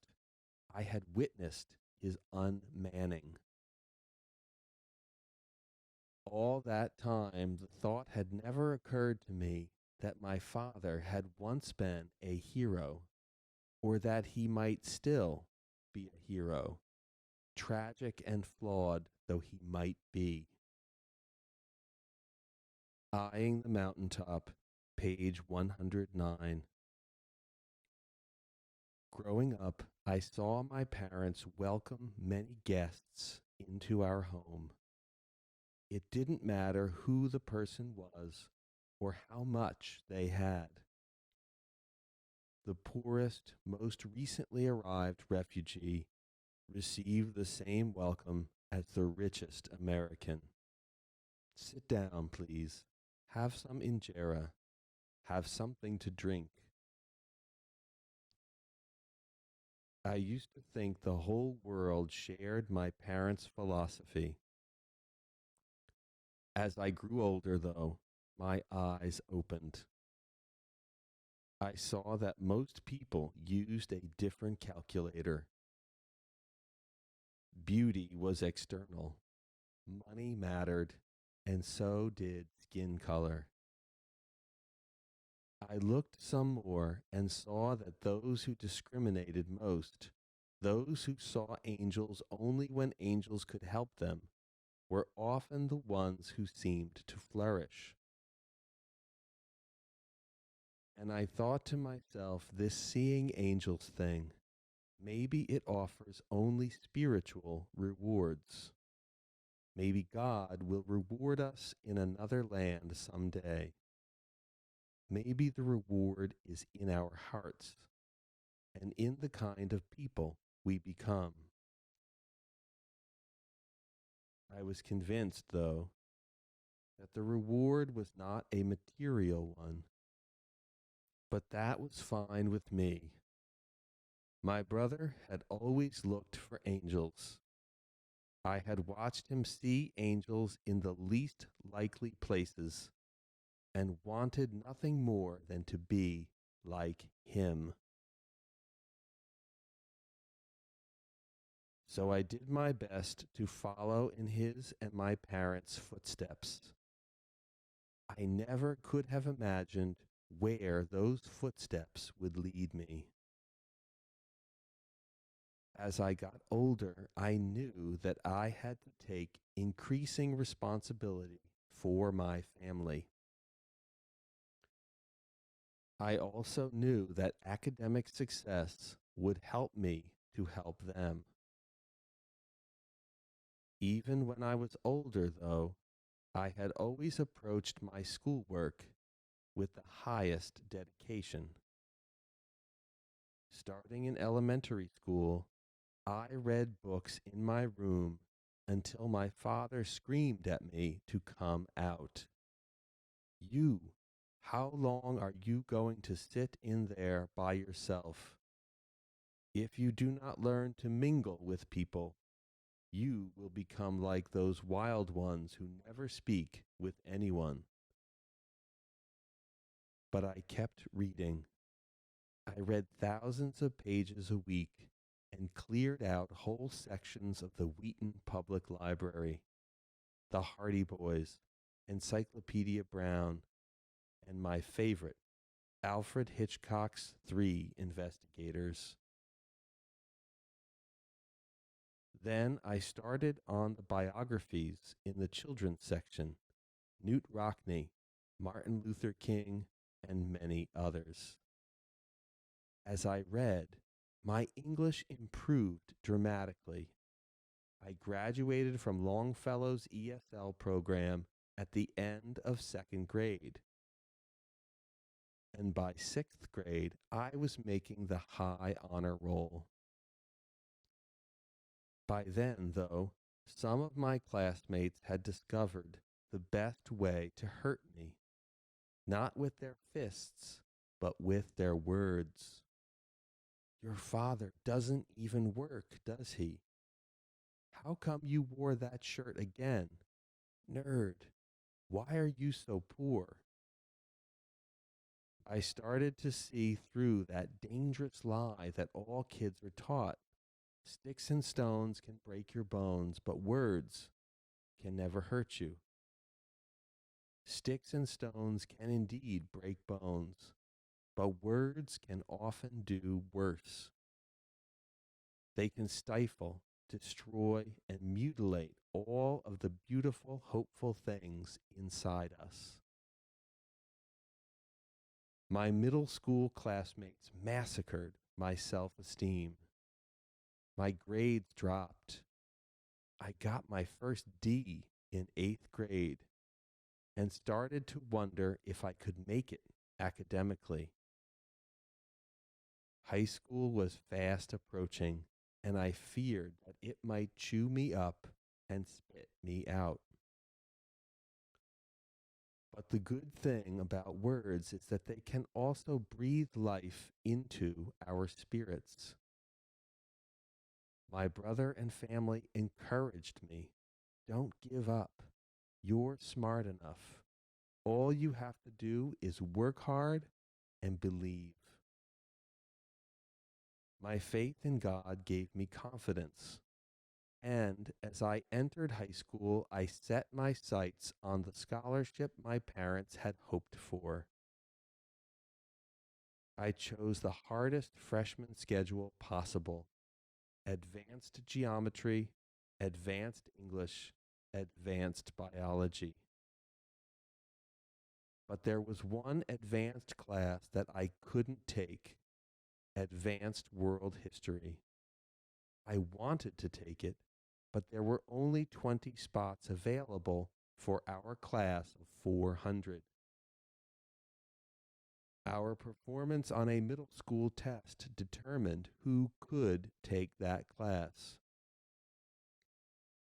The test was loaded with absurd abstract questions such as, if you were on Mars and you came across a stream of liquid that you had never seen before, whom would you ask to help you cross it? A psychologist, a mechanic, a nurse? D, none of the above. I had never visited Mars. I didn't make the cut. So I enrolled in intermediate world history with 200 other freshmen. I knew what I had to do to earn a spot in the advanced sophomore history class. I scored the highest grade out of all 200 students, setting the class's curve both semesters. After the year ended, I asked my world history teacher and my counselor to move me up to the advanced class. They agreed, Still, I wasn't sure how I would fare. Advanced U.S. history was one of the toughest classes in the school. Part of me wondered, too, if that placement test in middle school had been right. Maybe these white kids really were smarter than me. Maybe I couldn't keep up with them. Advanced U.S. history would reveal the truth. Using the bench in my room as my desk, I stayed up night after night, rereading the chapters and reviewing my notes. I would get home from sports at 6 p.m., eat, help out around the house, and study until midnight. Then I would get up at 6 a.m. and do it all over again. The hard work paid off. I often got the highest grade in the class, and I carried an A through the entire first semester. I was getting straight A's in all of my classes when my life changed forever. My best friend, my brother Tewolde, took a trip to Montana during Christmas break of his senior year in high school. He was driving near Sioux Falls, South Dakota at around 3 in the morning when a drunk driver heading the wrong way slammed into my brother and killed him. I cannot describe the grief that flooded our hearts that night. I cannot describe how it feels to wish that you could tell someone what they mean to you and to know that you cannot. I cannot describe what it feels like to realize that while your life has changed forever, you don't understand what has happened. I remember asking myself, how can something this beautiful be stolen by someone else's recklessness? If that's what life was like, then what were we striving for anyway? I almost abandoned my dreams of becoming a top student and earning a scholarship. But I loved my family too much to give up. And I knew that my brother Tewolde never would have given up. I knew that the way to honor him best was to take myself even higher, not just as a student, but as a human being who saw beauty in others. So I decided that I would always keep my brother in my heart. I turned to God for strength and started to work even harder. I aced my finals and maintained my straight A's. Sometimes I took extreme measures to get the grade that I wanted, as in my junior English class. Tewolde had warned me about the teacher. She doesn't give A's. Still, as the semester was coming to an end, I was close.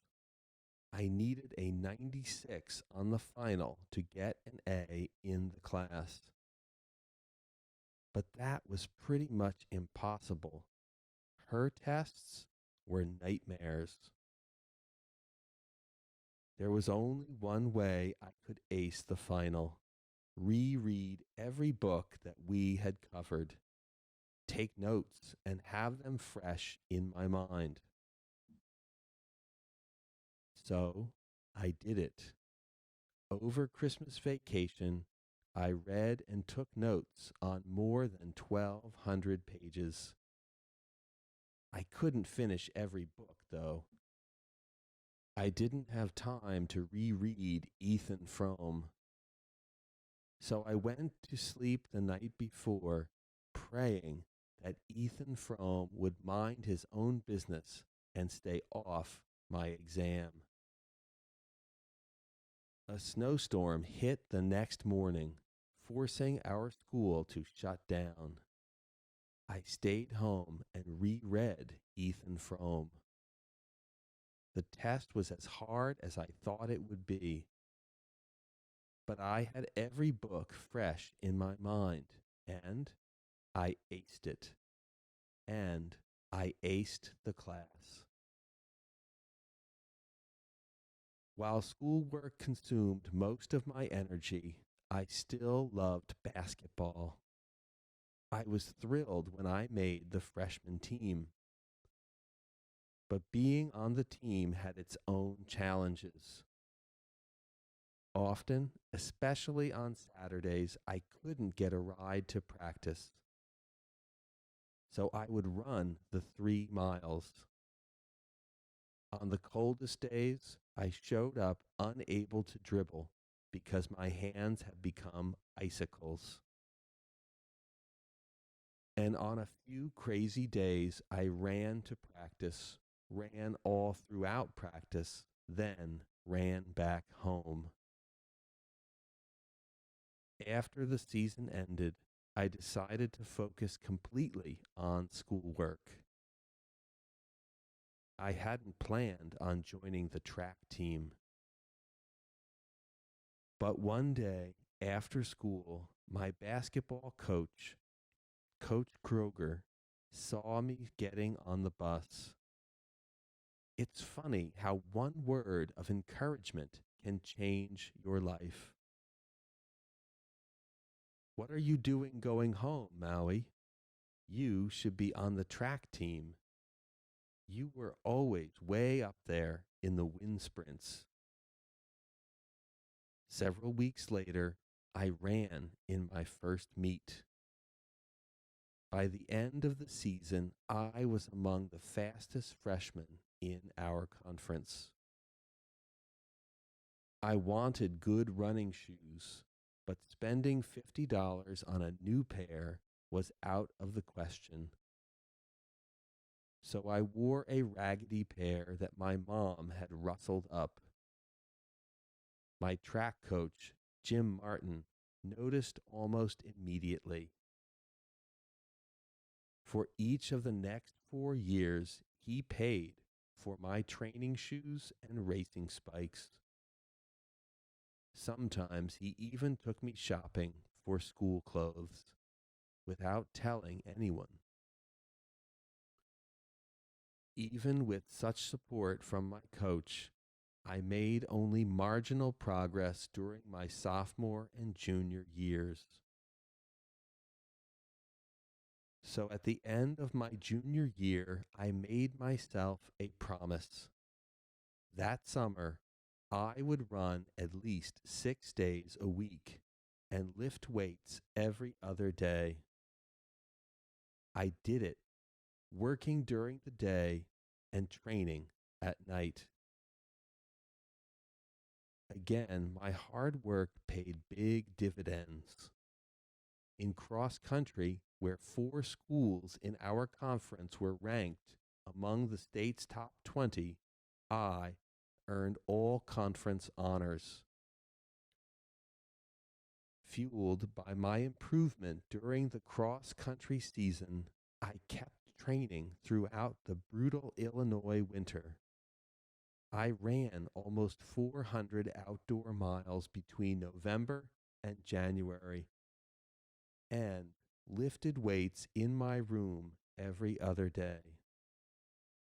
Before I went to sleep each night, I recorded my mileage and weight training at the front of my journal. The discipline brought results. In track, I ran the anchor leg on our all-state 4 by 800 meter relay team. We won our conference championship and competed in the state finals. Looking back, I'm always thankful that Coach Kroger stopped me alongside that bus my freshman year. I was never one of the popular kids in high school, but during my sophomore year, I finally started to develop close friendships. Some with kids on my sports teams, some with kids from the advanced level classes, and I still had my refugee brothers and sisters from back in the day. No matter whom I hung out with, I always tried not to view my classmates through the caste system that runs most high school kids. The cool kids, usually beautiful kids or athletes, the normal kids who comprise most of the school, and the dreaded ones, the nerds. Most of my friends were from the lower two castes, but that was fine. My parents and my brother had taught me to see beauty in everyone. And to be honest, I often saw the least beauty in the coolest, most popular kids. It's funny how things work out. My best non Habesha friend in high school was Mike Olander, the same kid from whom my brother and I had borrowed all those Reese's so many Halloweens ago. Mike ran track and cross country with me and went out of his way to give me rides to school. One day in September of our senior year, he picked me up at 6:30 a.m. for our first National Honor Society meeting. About 60 of our classmates had gathered in the auditorium. We were late. I grabbed a seat next to Bonnie Nadzam, the girl that I and every other guy in school had a crush on. An announcement went out. Last call for nominations for president. I thought for a second about raising my hand. I had never participated in student government, partly because I couldn't get rides to the early meetings, and partly because I wasn't popular enough to get elected. But I figured, what the heck? So I asked Mike to nominate me. I didn't think I had much of a chance. 6 or 7 other students were running, many much cooler than me. We closed our eyes and voted. We opened them again, and I was the president. I looked around the room, and I knew what had happened. Half of my classmates had voted for cool kids. But there had been 3 or 4 cool kids to choose from, so none of them could amass many votes. The other half of the class wouldn't have voted for the cool kids if their lives had depended on it. Why? Because all throughout high school, the cool kids had made them feel like Beatles. I hadn't. And that's how I got elected. I had treated everyone as an angel. I wasn't the first person in my family to apply to college. Tewolde had started to apply. He had an A average and good test scores, and he would have had fantastic letters of recommendation. Every teacher loved him, but he never finished the application process. Like him, I wanted to stay close to home, and when my senior year started, I pretty much knew where I wanted to go. Taylor University in Indiana. I had just gone through their summer honors program, and it had sold me on the school. The only real question was how I would pay for it. I remember visiting my counselor, Mrs. Martin, to get some tips. She was my track coach's wife, and she had also been my coach for Scholastic Bowl. I've said it before, and I'll say it again. It's funny what a few words of encouragement can do. She told me that I could probably go to school anywhere I wanted. Duke, Yale, maybe even Harvard. I thought she was crazy. Mrs. Martin, I wanted to shout. I'm about the most ghetto, poor, welfare, refugee brother who ever lived. Those schools are going to laugh if they get an application for someone like me. But she kept encouraging me to apply. Let the admissions committee say no, she told me. Don't say no for them. You're ranked in the top 1% of your class. You have top test scores. You never know. They might just say yes. Then Mike's mom, who had become a second mother to me, had started to encourage me. Then several of my teachers pitched in. So I decided to do it. I found out what achievement tests those schools required and took them in December.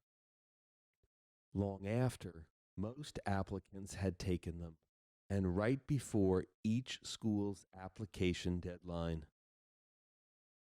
Then I got my letters of recommendation. Later, when I talked to college administrators, they told me that the letters of recommendation had had the biggest impact. What were those letters about? They said little about my grades, but much about my attitude. Seeing beauty in others had paid off again. In fact, seeing angels had helped even with my grades. My transcript included several A's that could have been B's, but those teachers had appreciated how I had treated my classmates, and they had also appreciated my work ethic, so they had bumped me up to the A. I applied to 8 schools in all: Taylor, Miami of Ohio, Illinois, Duke, Wake Forest, Washington University in St. Louis, Yale, and Harvard. I applied to so many because I didn't know if any would give me a scholarship. The only problem with this strategy was that each application cost about $50. I got some schools to waive the application fee. For the rest, I attached a letter to my application explaining that I could not afford the fee and asking if they would please consider my application anyway. They did. First, I heard from Miami of Ohio. They flew me to their campus and offered me a sizable merit scholarship. Then Duke flew me out. They offered even more.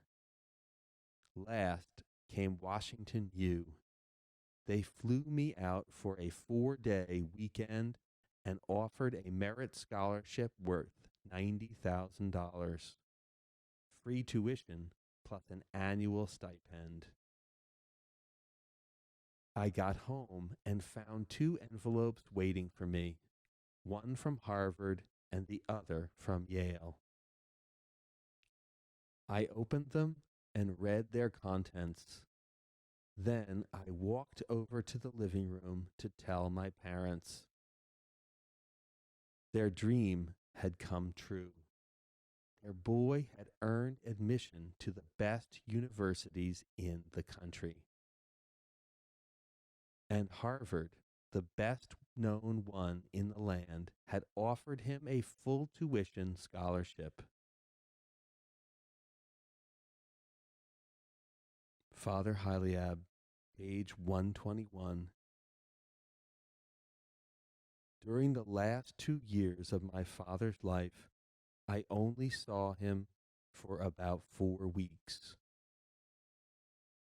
We spent 2 weeks together in December of 1997 during Christmas break of my junior year at Harvard. After that, I never saw him again. During those last 2 weeks, we sat together on the beaten up, dirt brown couches that we had bought back in 1992. These couches were the first ones we had ever bought. All our others had come from our free mall or our friends.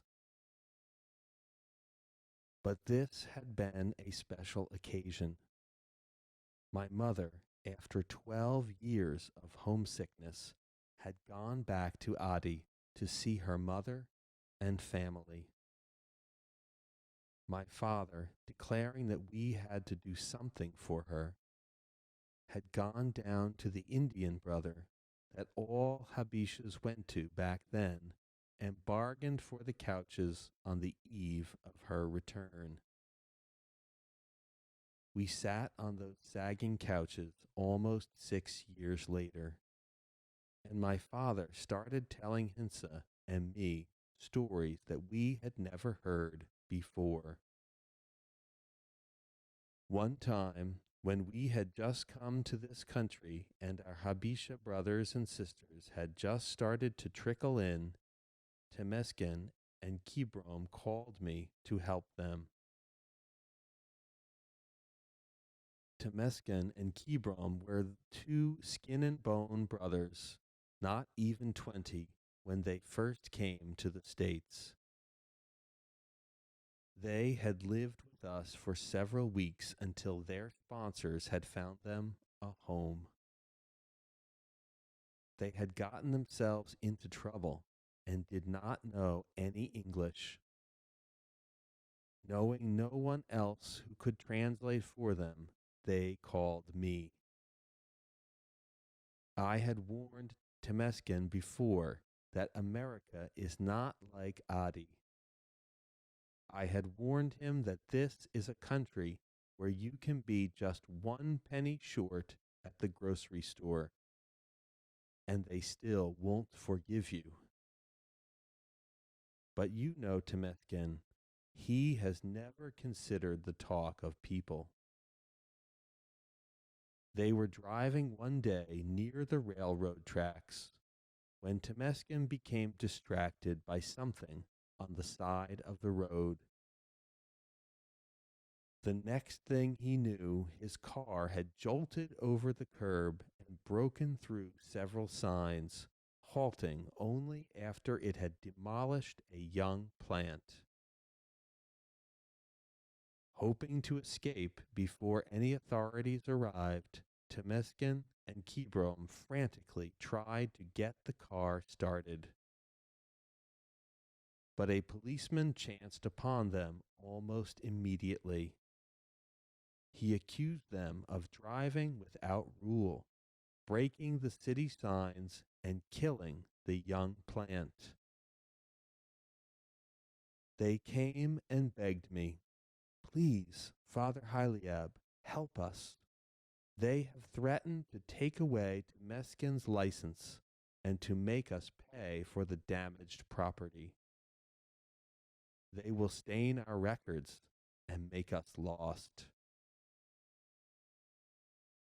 I did not know what to do or how I could help them, but I agreed to go to court with them so that I could at least translate on their behalf.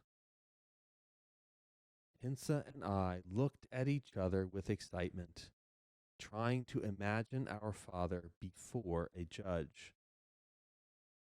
This was going to be better than the Sanford and Son episode where Fred G. Sanford went to defend his son Lamont and got charged with contempt of court. We went to court, and the judge asked me if I knew enough English to translate and if I understood both languages. I told him yes, and I took the promise that they make you take in court.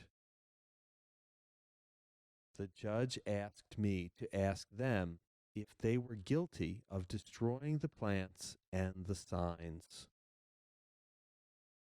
I was going to say yes, but I have psychological knowledge, knowledge that is not contained in books. So I stopped myself. I knew that if we said yes, the judge would find them and give them many other punishments.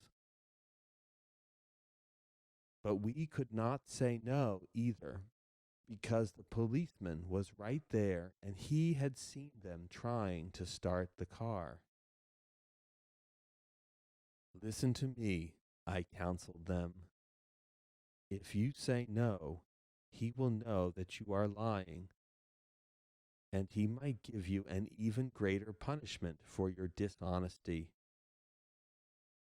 But if you say yes, he will still convict you, and you will still face great punishment beyond your means.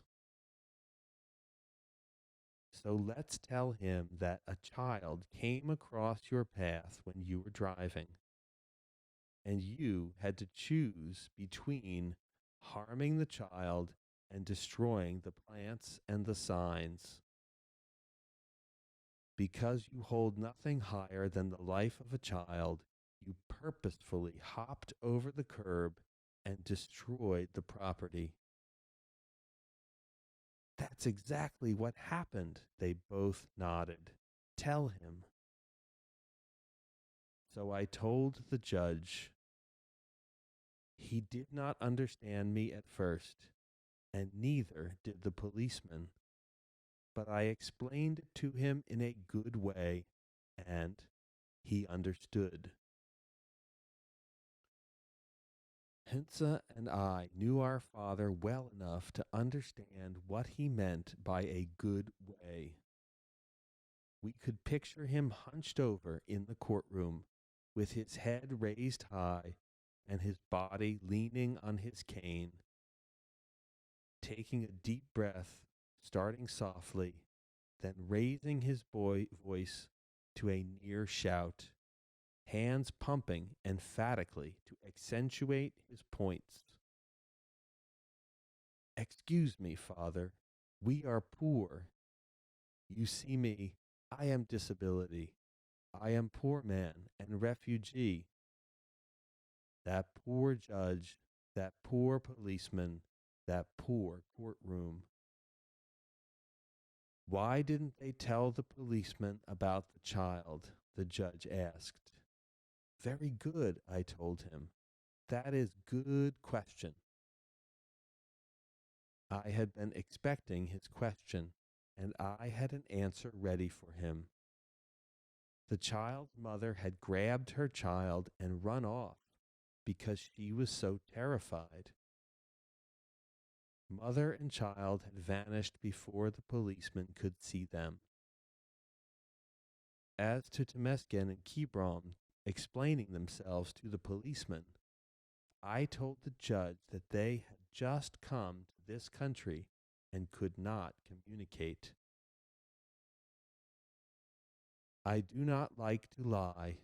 You know that the Bible itself tells us that we should not lie. But they came to me and asked for help, and I knew only one way to help them. May God forgive me. My father paused before continuing with his next tale. Another time, the son of Tesfu called me in a panic. His family had just come to this country and had moved into their home. Then their youngest son, the big, lumbering one, went to take a bath.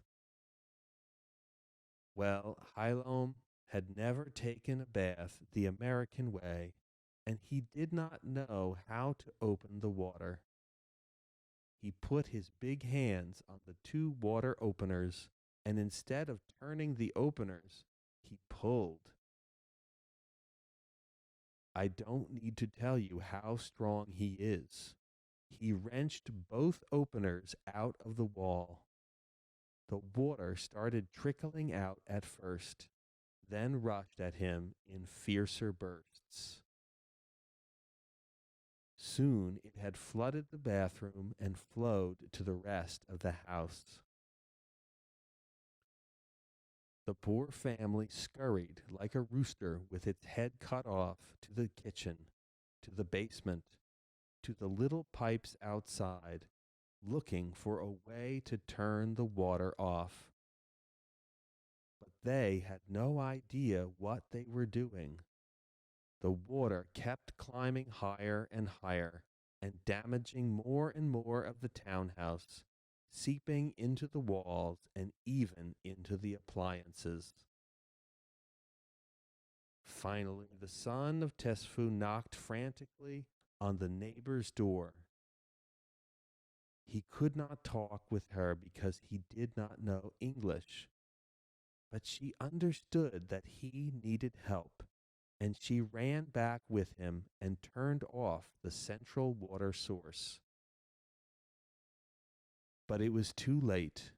The water had flooded the entire house, and worst of all, it had seeped into the walls.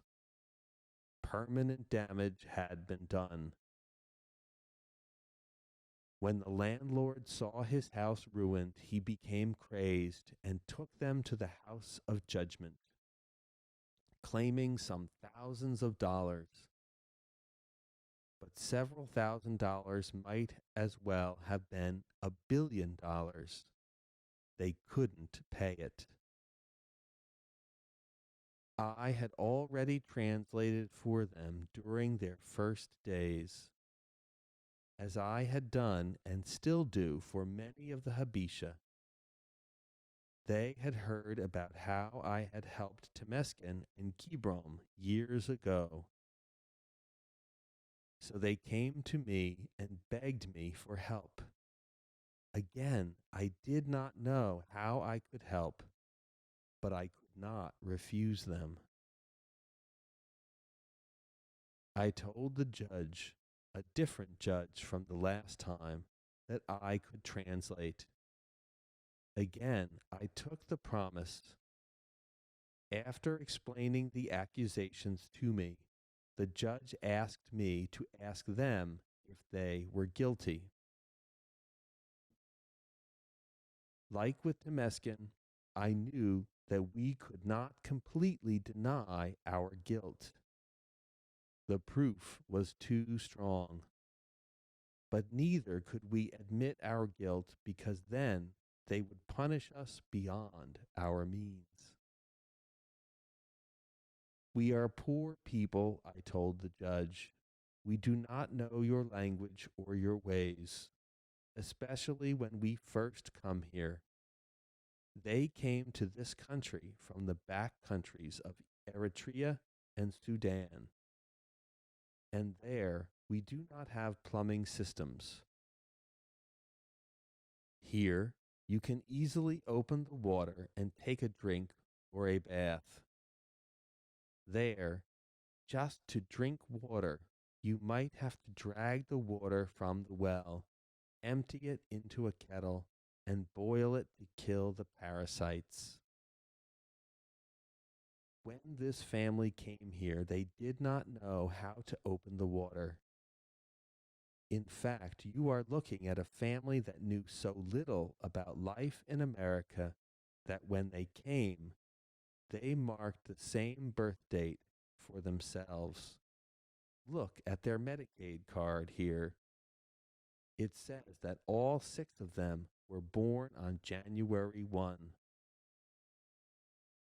The son went to the bathroom hoping to take a bath, and instead he flooded the house.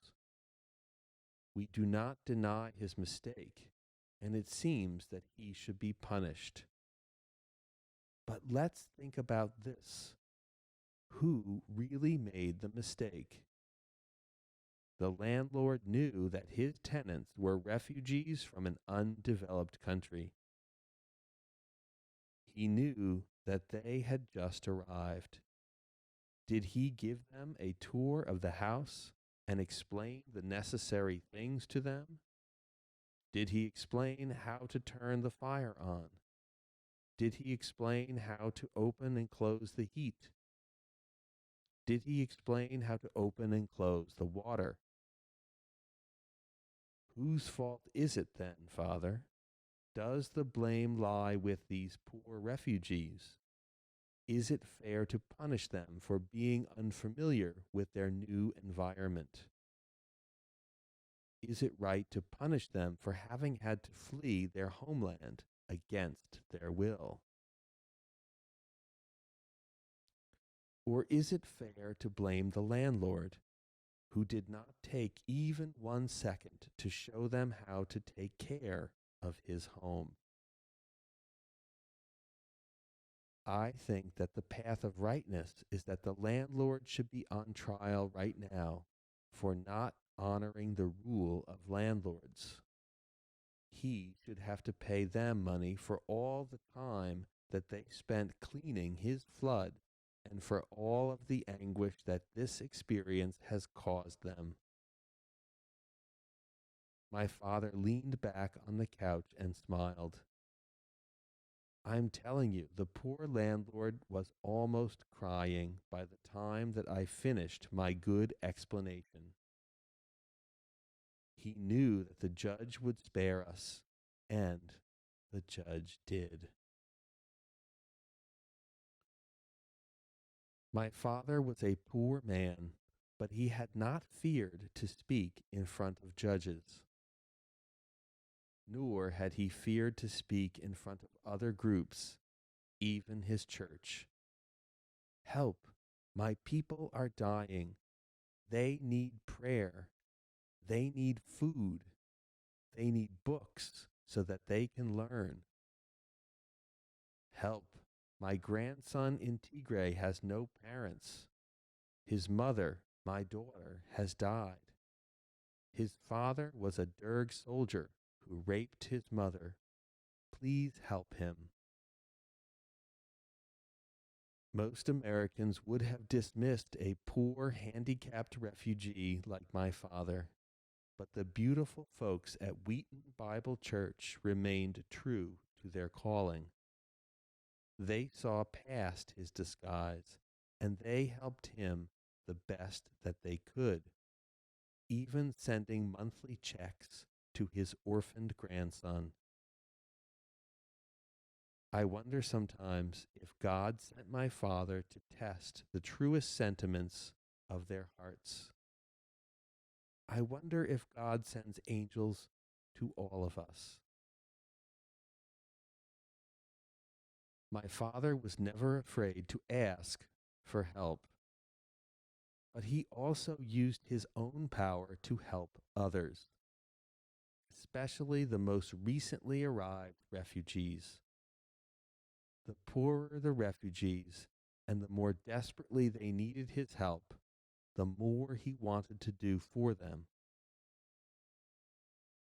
The most desperate families usually came with 5 or 6 children, and with parents too old to understand life in the States. Landlords in Wheaton rarely rented to them. There was one exception, a landlord who rented out his basement. The families would pile in like sardines, up to 10 people huddled in 3 dark rooms. Somalis, Eritreans, Ethiopians, Kenyans, Cambodians. They all moved in, one family after another. Since my father knew Arabic, Tigrinya, Amharic, Ge'ez, English, and even a little Italian, he could usually communicate with the families, even with the non Habesha. Sometimes he would take a detour before he visited them, walking to the grocery store to buy bread and fruit. He would carry the bread and fruit to the cellar dwellers and talk with the parents and the kids. He would encourage kids to educate themselves and the parents to discipline their kids. If you love your children and want them to become good people, you must discipline them now before it is too late. On many occasions, he translated for the parents at public aid or at school. Other times, he introduced them to sources of funding. He helped so much that World Relief Refugee Services eventually gave him a special certificate in recognition of his tireless dedication. We watched in wonder as he showed us this badge of honor, as he framed it and kept it near him.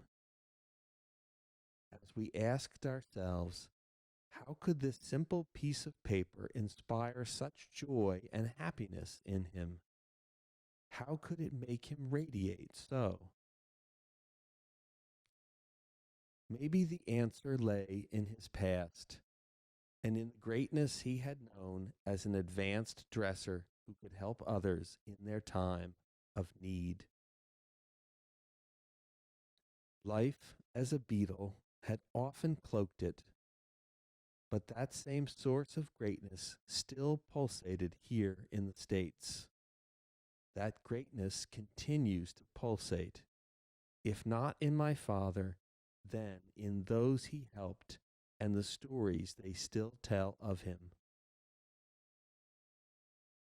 My father is not here to hear their stories. One night, while my father rode his bike near our home, a drunk driver stole his life. If he could hear the stories, I believe that Haileab, the son of Zedangle, a man who did not often cry, would weep uncontrollably. When I found out that my mother had died in Adi, Father Haileab came over and stayed with me for 3 days, never leaving my side, asking me what he could get for me, how he could support me. When I found that my 13-year-old daughter was pregnant and the father unknown, Father Haileab came and wept with me and counseled me, praying for my daughter and me for hours, encouraging both of us to keep our hopes burning. When my son graduated from college, Father Haileab came to my home bearing gifts and hugged me and laughed with me and danced with me for hours on end. When I first came to this country and I knew no one, Father Haileab let me stay in his home so that I would not have to live in the motel. And he even went with me to the public aid center and stood in line with me for hours and helped translate and advocate for me. When the policeman threw me into the house of imprisonment, Father Haileab collected $20 from each Habesha family and begged a ride to the station to free me.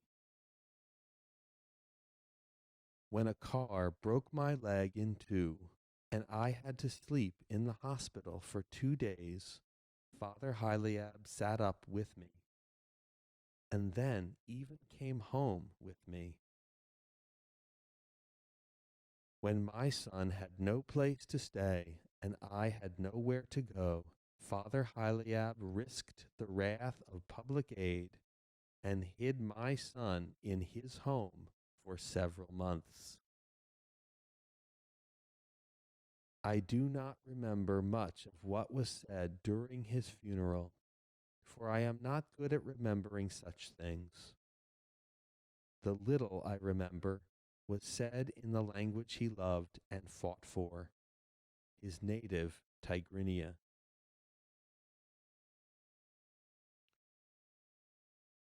Haileab, the kind-hearted, the compassionate, friend to the poor and the downtrodden, the first to comfort the sick, the last to leave them, ally of his people, our Father and Shepherd. He has gone up, and we pray, O Eternal One, that you receive him.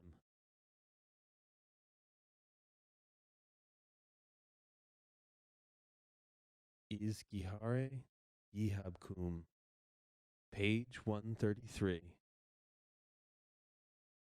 Sometimes I wonder what my father would have done at my graduation from Harvard. He probably would have leaped up from his seat and interrupted my commencement speech in front of 30,000 spectators. Standing with his back straight, chest out, and right hand pointing forward, he would have shouted loud enough for everyone to hear, "This is my son, Selamawi." A long time ago, when he was just a little one, I taught him to work hard and to respect others. Now look where that has taken him. To my speech coach's dismay, I might have bowed and shouted back, "This is my father Haileab." The woman next to him, with her quivering hands raised to the heavens, is my mother Tsege, and I'm proud of both of them too. But like my brother, my father missed my graduation. Ironic, isn't it, that father and son survived disease, war, and famine in Africa, but could not survive something as preventable as drinking and driving in America. My father departed before it came to full fruition, but the dream that he and my mother shared has already begun to come true. His children have graduated from college, first me, then Merritt, and one day Hinsa. Mulu lives in Atlanta and raises 2 more children with that same dream. I graduated from Harvard 1 year ago and have since thought much about my parents' dream. By earning my scholarship and graduating, I have fulfilled it. But along the way, I have found greater value in other dreams. While Harvard University taught me well, my true education has come from less likely sources. As I look back to the Angels, the Charlenes, and the Beth Rainies, as I look back to God's servants dressed as beggars and as Beatles, as I look back to my inspirations, to the Mamas and Tewoldes, I see true guidance staring back at me. True power comes from focusing on what we can give, not just on what we can take. Of the gifts that we can give, the greatest is to see beauty in each other. In essence, to give beauty to each other. When we give that beauty, we prepare our hearts to receive it back. So it is that I have been inspired by Beetles and Angels. So it is that I hope you will be too. When you are, I hope that you will remember this story about an immigrant's dream. As long as you remember, you'll share the spirit of the two who dreamed it.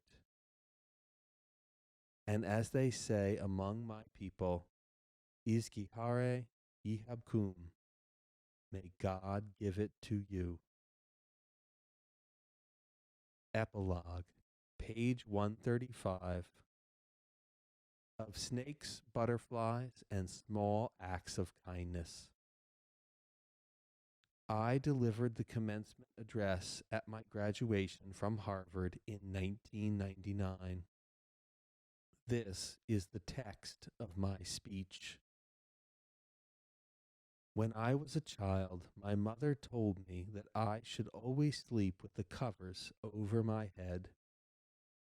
At the time, my family was living in a Sudanese refugee camp in Africa, and we owned nothing that we did not carry with us.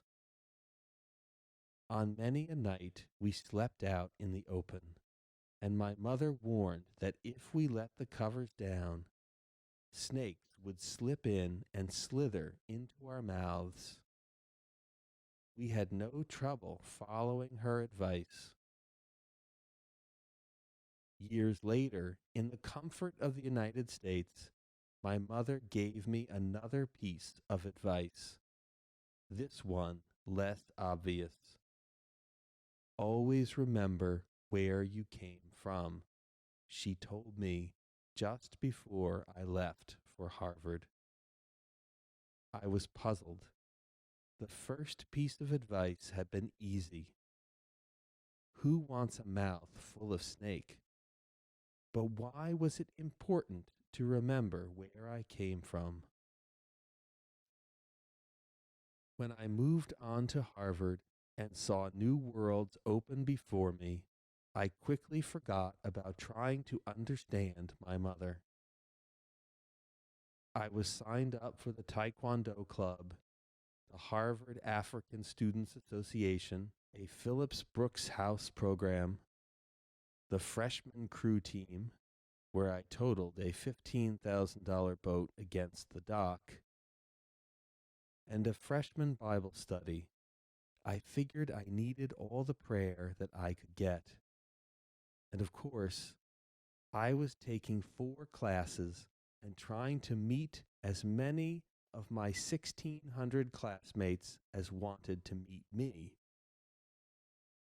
As I focused my energies on myself and my immediate surroundings, remembering where I had come from seemed far less important than knowing where I was supposed to be every half hour. During my sophomore year, however, something happened to remind me of my mother's advice. I was working as a delivery man for the Harvard Student Agency. One day, as I was waiting for my packages in the office, an elderly black woman tottered in and wearily leaned on her cane. She hoped to find someone who would type a short letter for her. Such a simple, easy thing to do. But HSA had no typing service, and the receptionist had to tell her that she had come to the wrong place. As the old woman turned to leave, frustrated and confused, one of my coworkers called her over, gently sat her down, and typed the letter. It was a simple act. Yet never has a Harvard student seemed so great to me as in that moment of reaching out. I began to reflect on what my mother might have meant. In Sudan, we carried with us all that we owned, but that included our devotion to one another. In that sense, we carried a home, a community, a sense of mutual responsibility wherever we went. On that day, in the Harvard Student Agency, my coworker carried a community with her as well. The simple community of human connection and duty. So, what have I learned from my 4 years at Harvard? Many facts and formulas, many new ways of thinking, a fresh understanding of the world. But what's most important to me is that after 4 years at Harvard, I'm finally beginning to understand my mother's advice. Remembering where you come from means holding on to the vision that you are a part of a human community that you can carry with you every day. That community has given us much. Are we not obligated to give it something back? My mother's advice in childhood was to pull the covers over my head. That had been the easy part. But her later advice meant, I now realize, that I should know when to pull the covers down and stick my neck out. That's the hard part. Too many of us go through life with the covers over our heads. We want to reach out, but we fear to make ourselves vulnerable. And we are also busy. We have appointments to keep. We have things to do. We race through a world of demands. And then we ask ourselves almost helplessly, what can we do as individuals? Some people say that a butterfly flapping its wings in Japan can cause a hurricane in Louisiana. Any one of us, however small and helpless we may feel, can spark unimagined changes. Today's small act of kindness can become tomorrow's whirlwind of human progress. But as you all know, progress is not easy. It will not come unsolicited. I hope that many of us will inspire positive change.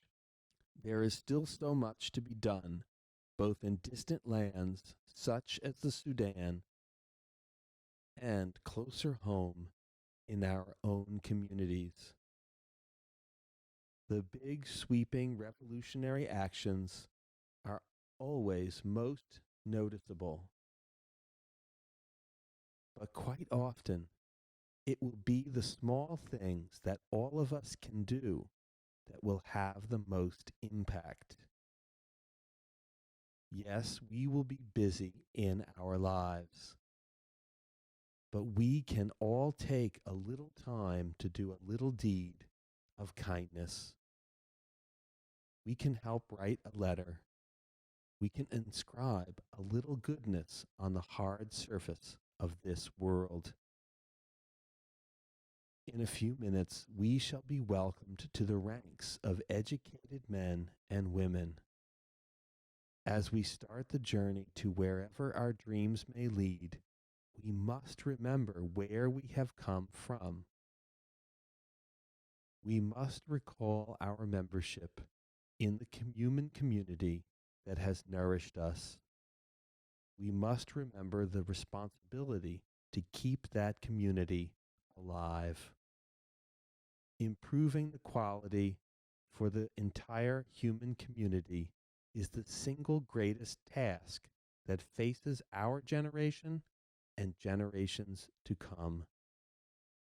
Of course, no worthy endeavor is without risks and pitfalls, without snakes, if you will. but I know that you, my classmates, are ready to peek out, to see beyond yourselves and cast off the covers. You are ready to face the snakes and drive them away. You are ready to change the world. Thank you. Good luck and congratulations.